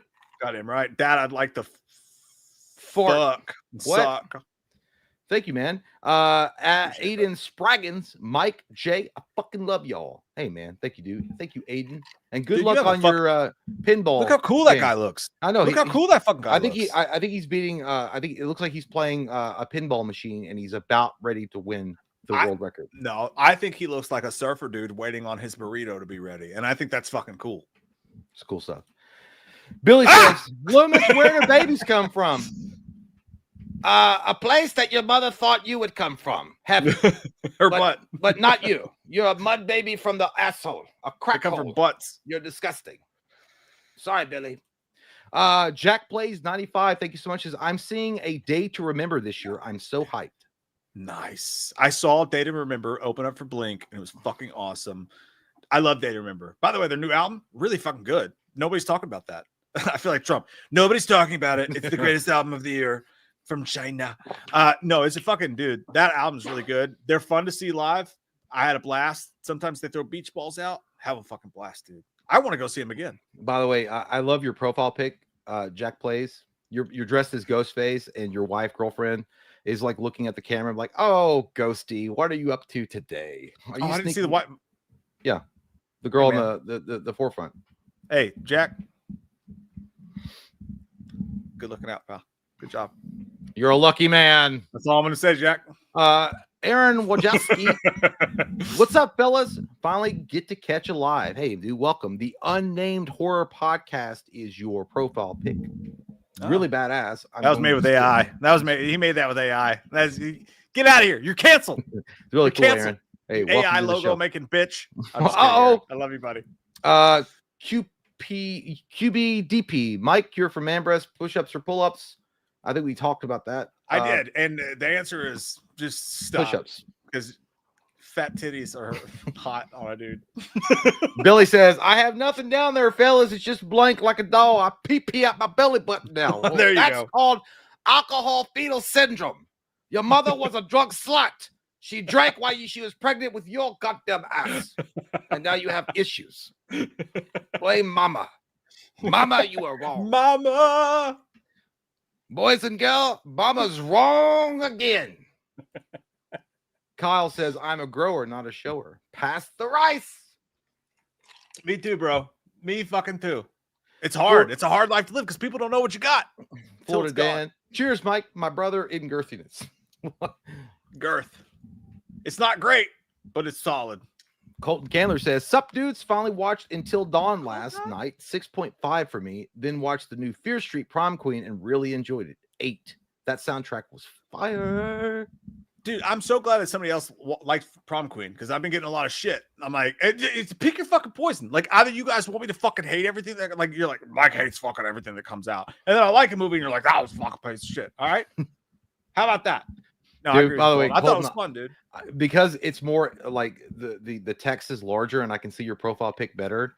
You look like a Walmart manager that's getting ready to fire everybody that's dressed up for Halloween around you. And you're like, I'm taking a picture because I'm trying to be like nice about it. But all these people came to work dressed as this and it's not flying with corporate. Dude, Colton's handsome. Like, Colton's the type. He is a handsome dude. Like, I'm just saying, but he has his hands in his pockets. He's like, this ain't it, dog. It's a bad look. Colton's type dude, like, you would hate to see show up to clean your pool. Like, if Colton showed up at your house to clean your pool, you're like, God, he's gonna fuck my wife. I know it. Not my wife. Kyle says, Wham for life makes my night every night. Hey, that's a t-shirt. Thank you, Kyle. Thank you, Kyle. Hey, Kyle's got a necklace. Oh, no, it's a headphones. But Kyle is handsome. He's a good looking guy. Kyle looks like a fun dude to party with. Kyle looks like an extra from Grandma's Boy, and I love it. I want to hang out with him. Hey, man, the devil's calling for you. Like, what? Polly Roxy. 8 months, dude. Thank you, dude. Wham streams never disappoint. Love you guys. Love you, Holly. Thank you for sticking around.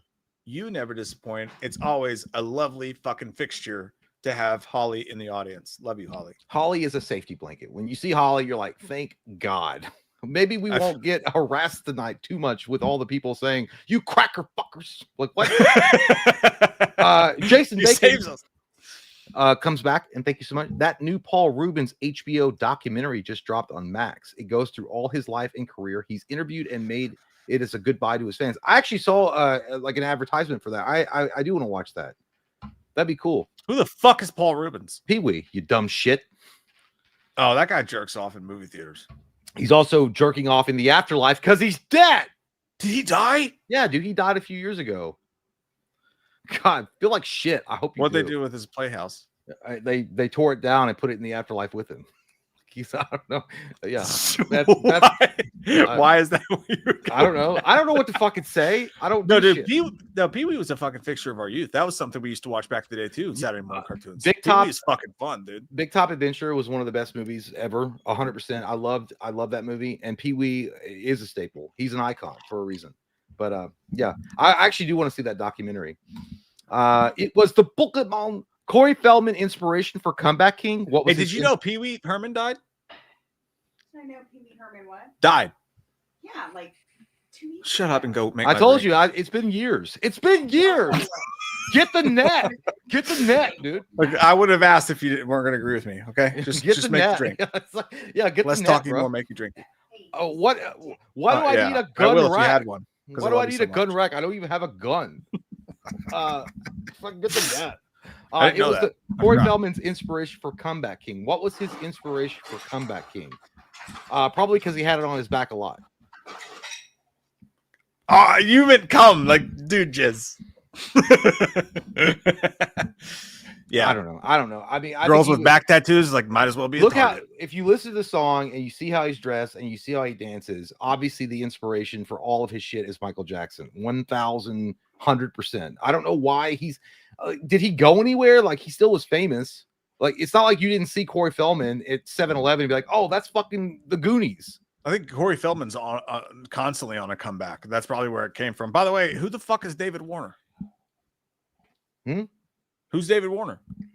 The guy from Turtles 2, Secret of the Ooze.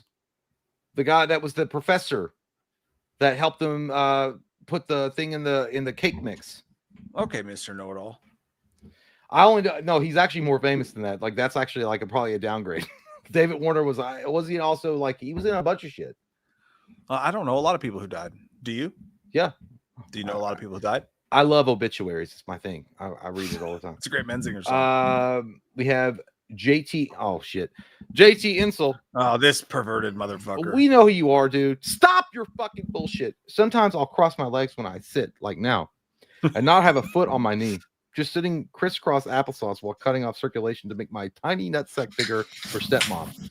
You know what? Because you're appreciative and you're trying to reciprocate feelings and show your stepmom that your balls are ready to burst. And that JT. is, I feel like JT, what you're doing there is called giving it back.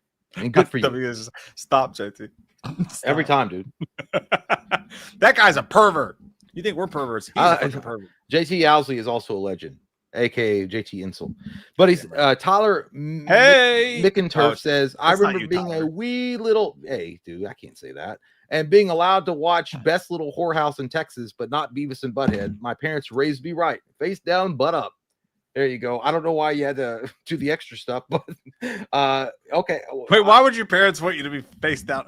Ew, dude. That's fucking gross. Am I reading that right? I don't want to. That's disgusting. Hey, Tyler, how dare you put Dolly Parton in your fucking picture and then you say something disgusting like that, you fucking pervert. I feel like we're having a conversation like in Clerks. He's like, well, you know, like everyone gets like curious and tries to suck their own dick. He's like, I never did it. I know this guy who died. You fucking pervert.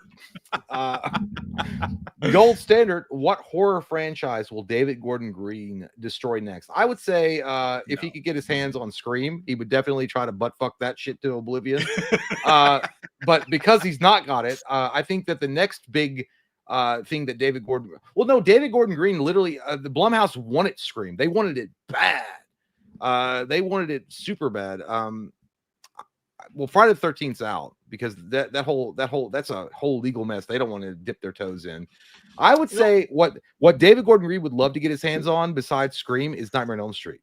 I could see them trying to do a three-peat and trying to do that, and it would be fucking awful. Never again, dude. I think David Gordon Green, I think the guy's a talented director, and I think he should have never ever stepped into IP. He just should have never stepped into. He should have made his. Just make your own shit. Yeah, just make your own shit. And he was good at that. Like, that's it. Aaron Wojcicki. I did make it with AI, LOL, but you guys are inspiration for my show. He called you guys like, but he said it like this: I did make it with AI. You fucking little. I'm telling Twitter, Aaron. I'm fucking telling Twitter. They're gonna rip you apart. Oh my god! Good thing it's not real life. Yeah, I'm just kidding. No, by the way, I am kidding about that. By the way, when I use fucking AI for shit like that all the time, I actually think it's cool. Like I think what you did there was cool.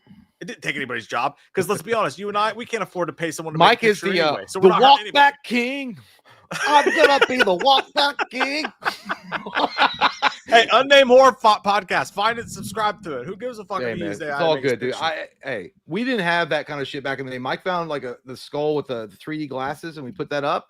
That was like that was it, though. I mean, if we had access to AI back when we started, we would have fucking been sucking. I use it all fucking time. No, I use it all fucking time. But back in 2012, imagine in 2012 we had the same AI shit they've got going on right now. We would be like Skynet slaves. We'd be like Leia sex slaves from Star Wars. Yeah, dude. We would be like, dude, sex fucking AI, dude. I love that shit. No, that's the thing though. Like I specifically remember I worked a 12-hour fucking shift. I got home. I was tired of shit. I was in my shitty little fucking house, and I spent the entire afternoon fucking making the original Wham logo. It was the skull logo, the original skull logo. Love it. Yeah. I found even then I found a fucking a makeshift skull on like Google, and I took that and I just worked on I used MS fucking Paint to make the fucking skull on top of that, and I put the 3D glasses on that shit. Like, no, dude, like I think that AI is a tool. If you use it correctly and you're not trying to pass it off as like artwork, I think it's cool. Right. I think it's fine. I think it just makes things easier a little bit.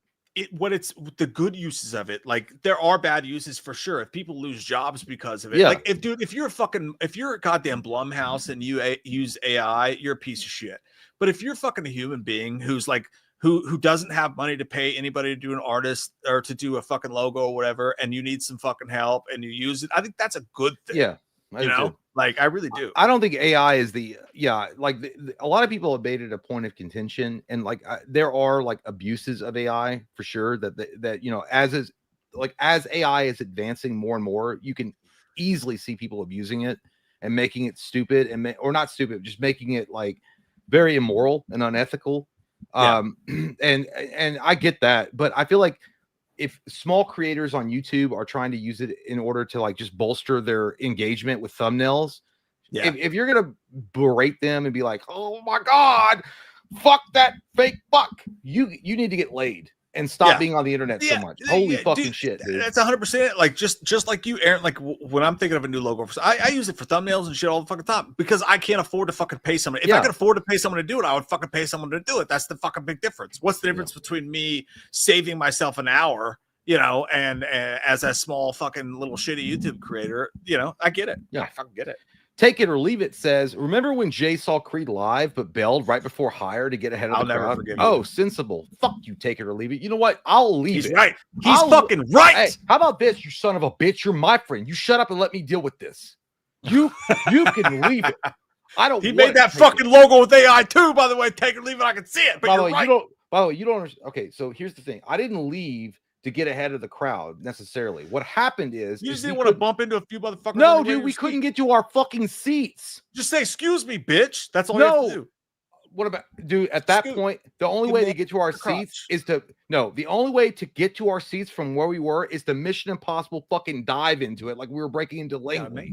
No, I'm not doing it. I'm not doing it. You have to. Sometimes you have to go some. And the security guard the security guard was already, he was like, babe, because April was getting mad because she was drinking and she never ever drinks and she was getting a little testy, and the security guard was like, hey man, like that. I'm like, shut up, like to her, because I was like, I don't want to fight and I know I can't beat him up. I know that that guy's huge as fuck. Huge. And remember what Jack Burton always said, yes sir, the check is in the mail. That's where I was, and I was like, hey, let's go back to the food court area. What if you did though? How about no? What Jack, if you did? What, I beat him up and then go to jail? You just got, I understand what you're saying. It's uncomfortable, but you got to just scoot through and be like, excuse me, I'm getting that's not, dude, you don't understand these seats. These seats were like fucking, okay, so the way that the seats are designed, it's like you're going to a fucking NASA shuttle launch. It's like the most narrow goddamn, you cannot. And so that's what I said. I was like, hey, she was upset. I'm like, let's go back to the eatery, into the food court area where they're serving hot dogs and hamburgers and pizza, and we'll watch them on the live screen, the big screen that's out there, and we will enjoy ourselves. And I was trying to calm her down because she was very upset. She's like, but you don't go to concerts very often. I feel like I ruined this. Like, you didn't ruin it. I swear to God, you didn't ruin it. I don't even want to be here. And I was like, here's the thing. I've heard Hire a million fucking times. We can listen to it on the CD. We can listen to our CD. Let's get out of here right now. Let's take our fucking pizza to go, and we'll walk out through the gates. I was trying to calm her down because she was very upset. Yeah, no, I get it. I didn't just leave because I was like, oh, I don't like concerts. By the way, take it or leave it. I know you're joking, and I'm joking too, but I wasn't really. But thank you. I'm just letting you know. If I was with you, we would not have, dude, because I would have gotten us to our fucking seats. You could not have got to the fucking seats, dude. I'm telling you. I'll never believe you. I'll never believe you that you couldn't have gotten your seats. All right. I love you, but I just. When are you going up there next time? I'm going to see Blink there, and I might go see. Take a picture of the fucking seating.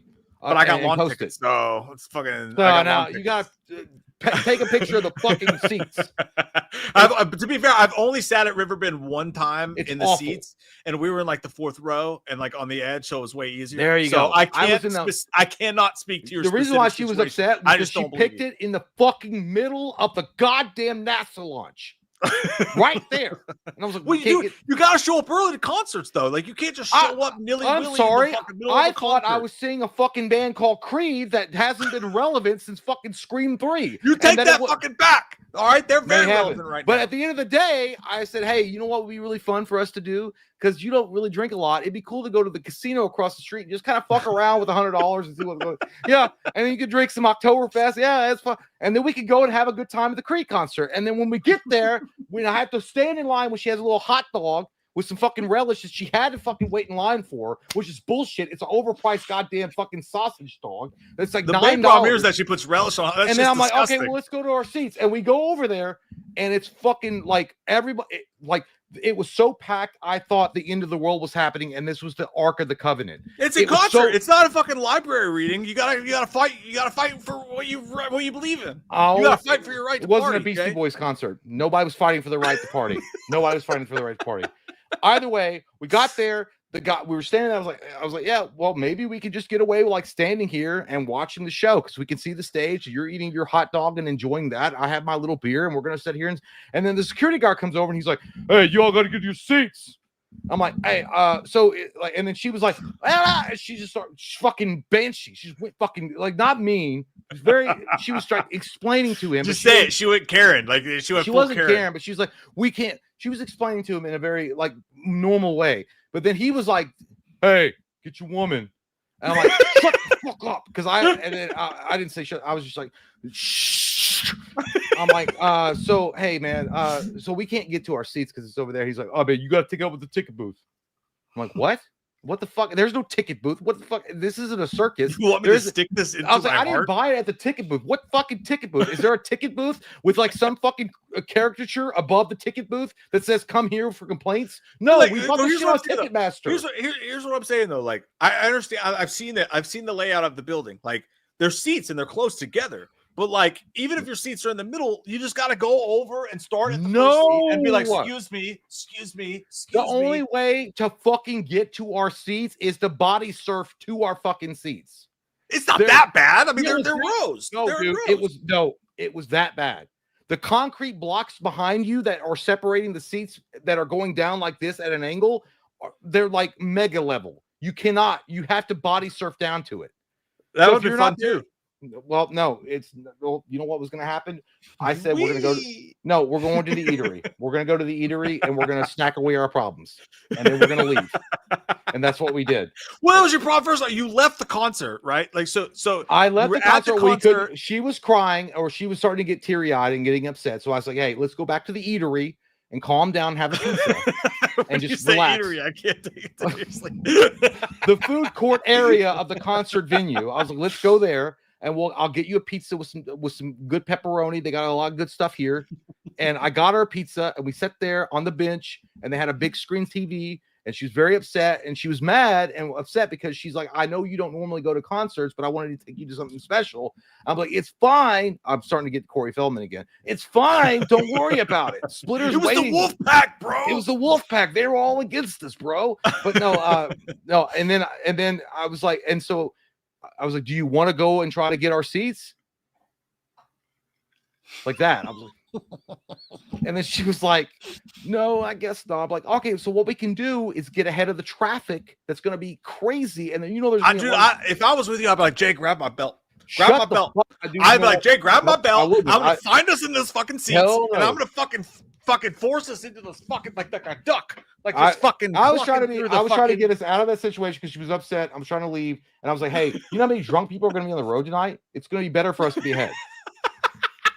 You're pulling out weird dad shit. Like there's people drunk on the roads, honey. We can't risk on the road right now. Hey, it's a Saturday night. A lot of drunk people, and there's people coming from this concert. We don't want to be caught in the fucking parking lot with them. But anyway, fuck you. Take it or leave it. But anyway, I watched Final Destination 5. 11, 14 was better. JT. I gotta watch this movie because you brought this up several times. Well, yeah, you did. You brought it up several times in the last live stream, so apparently it must be fucking awesome.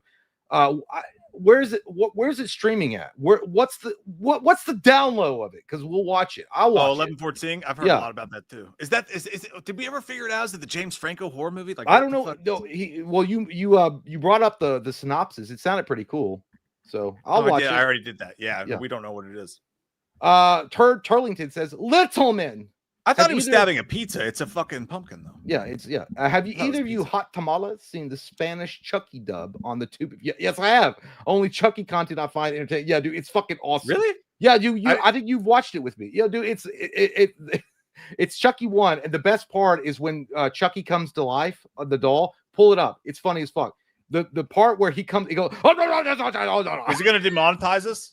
No, dude. It's just pull up Chucky dub, Spanish dub. It's the funniest shit ever, dude. We don't have to watch all of it, dude. It's some of the funny. I swear to God. Okay, it's only 12 seconds, so we should be good. Yeah, dude. It's so fucking good. No, I do remember this now. No, I do remember dude, it's so fucking good.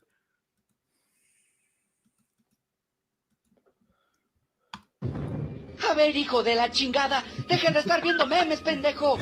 A la verga, me vale verga, perro. Y cállate a la verga, con su puta madre, la verga. La verga, vergazos. You know, what's so funny is that there was a professional actor in the studio that re-recorded that line, and he probably thought he was doing a really good job. And then it was, and then years later, people are making fun of it on YouTube. It's really fucking sad, but funny too. Matt Roberts says, "I'm late to the party, boys. Just want to say love." Woo! Thank you, Matt Roberts. That guy fucking parties. By the way, go back to that Matt. guy. Yeah, 100%. That guy fucking parties. You went to the Creed concert with Matt. You're getting your fucking seats, Jay. You're getting your fucking seats, and you're gonna be doing belly shots. Matt Roberts looks like he's intimidating. He's like, "Hey, fucking move! Look at my goddamn lights on my hat." Dude, imagine you seeing that. Imagine that face popping up. He's like, "Hey, move." Yeah. Nighttime says, "Loomis, Rob Zombie said don't call his phone no more." I would never call Rob Zombie for jack shit except to ask how he got rid of his crabs. I don't have it, but Dr. Chalice does, and I'm looking it for a friend. I have had it before. It's not. Hey, dude, Colton, thank you so much, man. Gifted 1 membership. Somebody got lucky tonight. We love you, Colton. Thank you so much. And Kyle as well. Gifted 5. 5 memberships. Sexual. Stick it the fuck in. Big Papa Musk. Yes, huh? Something about Cory Feldman's lips pissed me off. Yeah, dude, he don't have any. He doesn't have any. It's strange. It's something about your earlobes, boy. They just fucking make me rage. Yeah, like they're gone. They're non-existent. I don't know. It's weird. Yeah, it's Musk like, has had a couple honey buns. Oh, that's all that fucking royalties from X, aka Twitter, getting all them royalties. We got Nighttime also saying, "Remember everyone wanted to boycott Late Night with the Devil and said don't see it because production used AI for 1 second on an image." I didn't know that. On an image in the movie. Oh my god, that movie's amazing too. Yeah, no, that's the thing, dude. Like, people like to get on their fucking crusades. Like, they go like, "Oh my god, fucking free Palestine!" Like, fucking, dude, it's a fucking picture in a fucking movie. Like, I didn't know that. So they use it for 1 second. Everybody like tried to roast them and boycott them. That's crazy, man. Colton says, "I'm meeting Cory Feldman next weekend. I'm asking for a Wham shout out video from the Comeback King." Don't do that. Don't do it. Don't do that, Colton. No, don't do that. Colton. I swear to God, dude, if you do that, I will find you in Fortnite and I will ruin your life. I swear to God, I will ruin your career on Fortnite. Don't do it. Don't mention it. We don't want to don't do that. I don't want the Comeback King to This come is just between me, Mike, and 294 of you all. Don't do that. Jason Bacon, Lionsgate backtrack. Dude, that's the truth, though. No, that's the truth. Like, if someone's like, look at this offensive thing these motherfuckers are like, that was between our friends. That was between our friends on a live stream on YouTube. Like, obviously, you can't use that against us. That's private. Jason Bacon says Lionsgate backtracked ballerina embargo.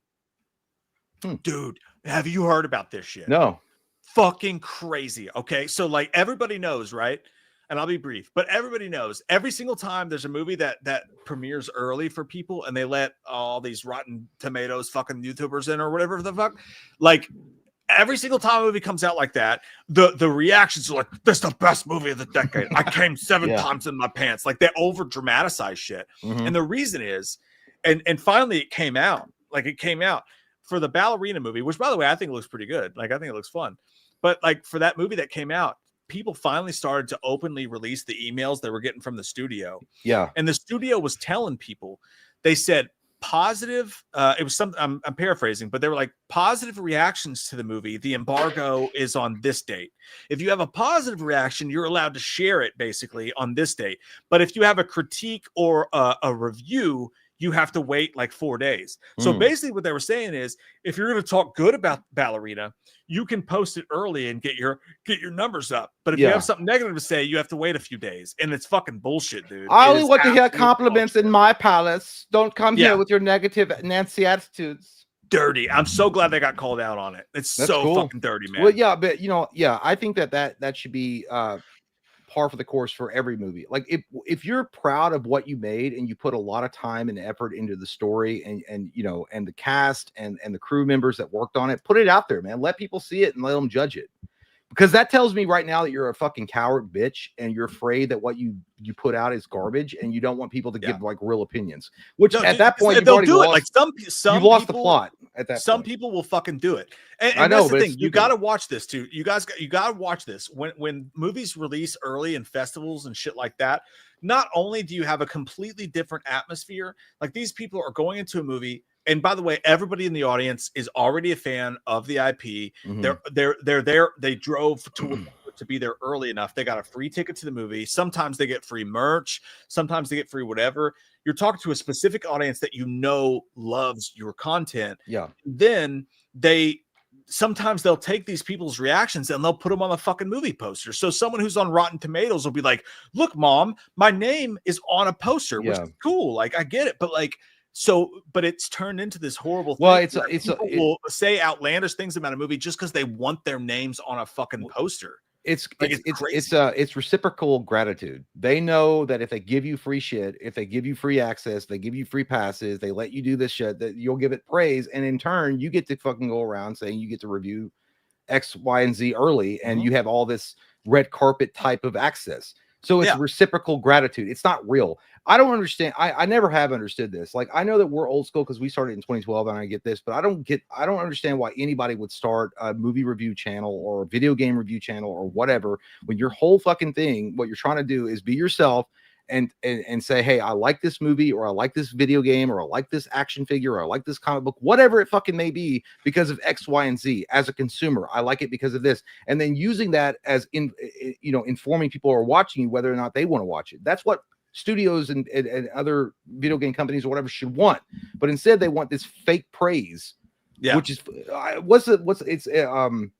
toxic positivity or some shit. That's 100% real. Like, and there's some people, dude, like, just because, like, so a Godzilla movie will come out and someone's like, I'm a huge fan of Godzilla, so I have to, anybody who says anything negative about this movie, I have to go on their channel and call them a piece of shit, fake, whatever, because like my whole personality rides on whether or not this, like, dude, like if you're a fan of a Conjuring movie or a Godzilla movie or whatever, you should demand a good quality return. You don't have, your job as a fan is not to love everything they fucking give you.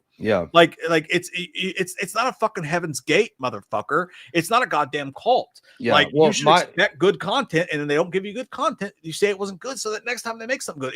If you say everything that they give you is fucking amazing because you love it, like, you're gonna continue to get lesser than shit. If I were a filmmaker and I was putting out like original ideas or scripts I worked hard on or whatever it may be, something I took years to do, I would put it out to the public and want the truest, most real reaction, period. I don't care if people are like lambasting it and saying it sucks, it's the worst movie I've ever seen, or if they're saying it's the greatest movie I've ever seen. Makes you at better. least then I would be able to gauge how I did. That's called constructive criticism, and you only grow because of that. Now, I understand people are like, well, they don't want to say, because it's the internet. Welcome to the internet, bitch. People are going to be mean to you and say mean things for no reason, and it has nothing to do with whether or not you made a good product all the time. But generally speaking, you can still, filter through that and find the real criticism. I like, just as even content creators, small content creators, we put out sketches and things like that, and you base that like how people receive it or whether they like it or what they don't like, and you work on fixing it or maybe telling it a different or doing something differently. It's not about, like, obviously there's trolls and there's people that are just being mean for no reason, but it's a pussy society, dude. Like, there's a lot of pussiness going, like weird, like, I need to have praise constantly or you're a bully kind of. Like, I'm a victim perpetually. Anyway, we've got Kyle saying, I saw the Rolling Stones live in grade 10 and Our Lady Peace opened up for them. It was awesome, but I was 15 and I wasn't drunk. Fudge! Love you, homies. Yeah, dude, that sucks. Dude, the first show I ever went to, my girlfriend, I was like 16, my girlfriend was like 23. It was probably a weird situation. She'd probably get put in jail for it today, but she had big boobs. And then she had Godsmack tattoo on her back too. We're talking about the Target thing. She took me to Three Doors Down concert. It was the first concert I've been to on the floor. And when that motherfucker's face popped out of darkness, he was like, I won't duck and run. I was like, oh my God, this is amazing. like going to see concerts when you're young is fucking cool. And like I couldn't drink or anything. I would just down like 2 Red Bulls and go and get on the floor and have a Yeah, great it's actually time. when you enjoyed the music and you were like out of your mind stoned and you're like, yo, it's great. It was like it would be the worst thing ever. But one time I went to a 3 Days Grace concert and Cody and his wife drove me there, but he left because he had to poop. We're all the way in fucking Cincinnati, dude. All the way in Cincinnati at Bogart's, right? 3 Days Grace concert. Cody and his girlfriend drove me. And all of a sudden we get there, the opening band's halfway through, and he's like, dude, I gotta take a shit. I'm like, take a shit. He's like, dude, I can't take a shit here. He had her drive him back to Winchester 2 hours away to take a dump. And like I was left at the concert by my fucking self. So Cody was Cody was level, like he was like a shit break on a state level. He was like, no, I can't poop here. Yeah. But he left me alone. But the good news was I met some girl there and we went in her car and made out. And then when Cody got there to pick me back up, he was like, dude, he was talking all there. I was like, dude, come fuck on. I was like, what are you wearing? I'm making out with a girl. Like it was a weird story. Michael Bart says, man, I wish I could get some big old wiener tonight. You can. They're called ballpark hot dogs. They sell them at fucking Walmart and Costco and other places that you can. Costco's got great wieners, dude. They got some big old wieners that you can shove right in your mouth on a bun. Stuck on those things till the Good cows times. come home. Daniel Torres says, Jay, have you played Doom the Dark Ages yet? No, Daniel. I'll tell you when I play it. No, I really haven't. I've got it downloaded. I just haven't played it. I know. I'm stupid. But I am looking forward to playing it for show. Holly Roxy says, favorite movie quotes. Smash that like button, guys. Yes, please, if you guys don't mind, just really quick, smash the like button or smash the dislike button. Whatever you feel. It's nice. It's nice to have that. But favorite movie quotes. There's several. But one that just crossed my mind recently, just because I was watching Alec Baldwin be the CIA head in the Mission Impossible movie, is when he was bitching about to the Senate about IMF being dissolved and that the assets should be absorbed into the CIA. That whole speech that he was giving, it reminded me of Malice when he was the doctor. He's like, "Let me tell you something. I am God."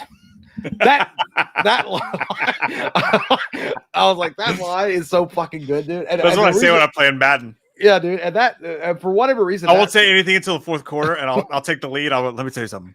I am God, and I'll just turn my mic back off. The thing about that film is that I always remember it being on a trailer for a VHS movie I was watching, and I remember watching Malice much later on. But that scene, that line when he was like, "Let me tell you something. I am God." And when they put it, they edited it together. I'm like, oh my God, that's like the fucking coldest line in the world. And also, how scary to imagine that a fucking doctor says that, and he's not lying. In that operating room, he is God. Did you imagine if you're getting like a dental thing and they have to put you under, and then right before your eyes close, he's like, "I am God." Dude, you'd be like, "Oh no!" And then you fucking go out. Like you just. I guess I'm out. I'm gonna look like a meth crack hoe from 7-Eleven. There's so many movie quotes. I'll just immediately my brain goes straight to, when the fuck did we get ice cream? That's a great one. Or yeah, that or fucking All the Dumb and Dumber, or just Jim Carrey, or like, he's a pedantic bastard. Or you do the 2 in the box, ready to go. We be fasted, baby slow. Like that's and then you have Lewis coming in and go, wow. Is that like a song? Is that like a rap song? That's an endless question with endless answers. And then we got a big, heavy mega dick coming in, legend from the north, says, guess what, guys? You guys are about ready to leave, but let's show some love. Tim C coming in with $199.99. Wow, Tim. I bask in your clothes, Tim. No message attached. Don't need it. Tim, always amazing supporter, dude. Thank you, dude. Tim, that's wow, man. Fucking extremely kind of you, brother. Thank you, man. As Dean Cream Between says, it's chicken tikka. Like I fucking love it, dude. Tim. Thank you, dude. Wow, dude. Thank you. And no message either. He probably like, I don't really give a fuck. Basically, his message was, I am God. Yeah, he wanted to show off. What a dude. hot shot Tim is. What a hot shot, dude. Thank you, man. You're Appreciate fucking, you. You're our Tom Cruise. You're our Tom Cruise, Tim. And then also, well, Kyle says it. When the fuck did we get ice cream? Favorite movie. That's what I'm saying. I don't know why that's the first thing that popped in my head. There's so many more great movie quotes, but that's what happened. It's perfect. Or you get, if you can dodge a wrench, you can dodge a ball. I mean, you got so many good ones. Abba Zabba, you buy. I'll believe that when me shit turns purple and smells like colored rainbows, or whatever the fuck. Sherbet rainbow. Yeah, man. What a show. What a show. We've had a crazy night tonight. We've gone over about 2 minutes, but it's been fun nonetheless. I've had a great time. We've been random as fuck. I don't know what the fuck you guys found out tonight. Probably nothing. There's no movie news, nothing really to talk about, but we had a great time reminiscing and talking about. But you can't. There's even more though. There's even more. There's even more. Oh, there's even more. Wow, guys, let us go home. Baby, come back. Florida Dan says, Pete, my PFP and get matching thorns already. Oh, I see it. I'm not doing that. I don't look like you're about to force someone to jack you off. I refuse to do it. I don't know if it's the wrinkle in your hand or like what, but I feel like you're about to force jack me off. I don't appreciate it. Daniel Torres says, try not to suck your dick on the way to party. That's so fucking good, dude. I forgot it, but yes, dude. Oh my God. Hey man, there's a lot of fine women in the world, but not all of them bring you lasagna. That's a true statement. Woo. That's a great movie quote. Good stuff right there. DJ Graham, thank you so much. Hey guys, I saw Final Destination Bloodlines earlier. Here's my ranking: 4, 5, 2, 3, 1, 6. So I love it. So now I got to catch up on Mission Impossible, starting from Ghost Protocol, and see the Final Reckoning all before Tuesday. Hey man, I'm also watching them. I'm on Patreon right now doing all of the I'm doing quickie reviews. They're not like very in depth or whatnot, but I started with Mission Impossible 3. But you know what? Your Final Destination ranking is bold and beautiful, and I don't know if I agree with it, but it is what you be you. But dude, I like it. It's like, dude, brave. six is fucking like, he obviously started with the worst, starting with 4. Everybody's worst is 4. I would think so. But like, dude, 6, I have no qualms with sticking you. No, I have no qualms with 6 being someone's favorite because it's so fucking. It was a good movie. It was definitely a good movie. It's a great film. I love it. So I guess that's where we'll wrap the show for this evening. We will be back next Tuesday. We're gonna talk about nothing but impossible bitch whore. Or this Tuesday. Tuesday. Well, it's actually, not Tuesday yet. Jay. I don't say. You know what? Why don't you suck my fucking dick from the sideways? Anyway, it's been fun, guys. Next Tuesday we'll be back with our Mission Impossible review for the newest film and the ranking of the Mission Impossible films as well. It's gonna be fun. Dude, it's gonna be a good time. Let me tell you something. No fucking topic tonight. No topic. No plan. No tier list. No fucking nothing. Okay, nothing. All right. Been a trying week. Been a fucking nice landing point, and you guys showed up fucking huge tonight. We appreciate you guys so much. We're the luckiest 2 pieces of fucking dog shit on this universe. We love you guys so fucking much. Thank you guys for hanging out. This has been fun. I've had a great fucking. Dude, this 3 hours went by like butter. I know. I don't know what that means, but Cory Feldman's going to claim it was because of him, and I know this 3 hours is just genuinely like fucking. I don't even know how to say like. This felt like 20 minutes, man. This was so fucking. You guys are great. You guys are always a fun community to talk to and hang out with. You guys always like give us the laughs and give us some great ideas and some great conversation starters. Love you guys. We will see you Tuesday, and stay safe and stay sexy. Enjoy your Memorial Day. Jason Bacon said something though. He said Wayne's World all-time movie quote in high school. I thought I had mono for an entire year. Turns out I was just. That's what it is. That's what it is. Well done, dude. Hey, we love you guys so much. Have an amazing fucking Memorial Day. You guys are the fucking best. God, love you guys. Bye.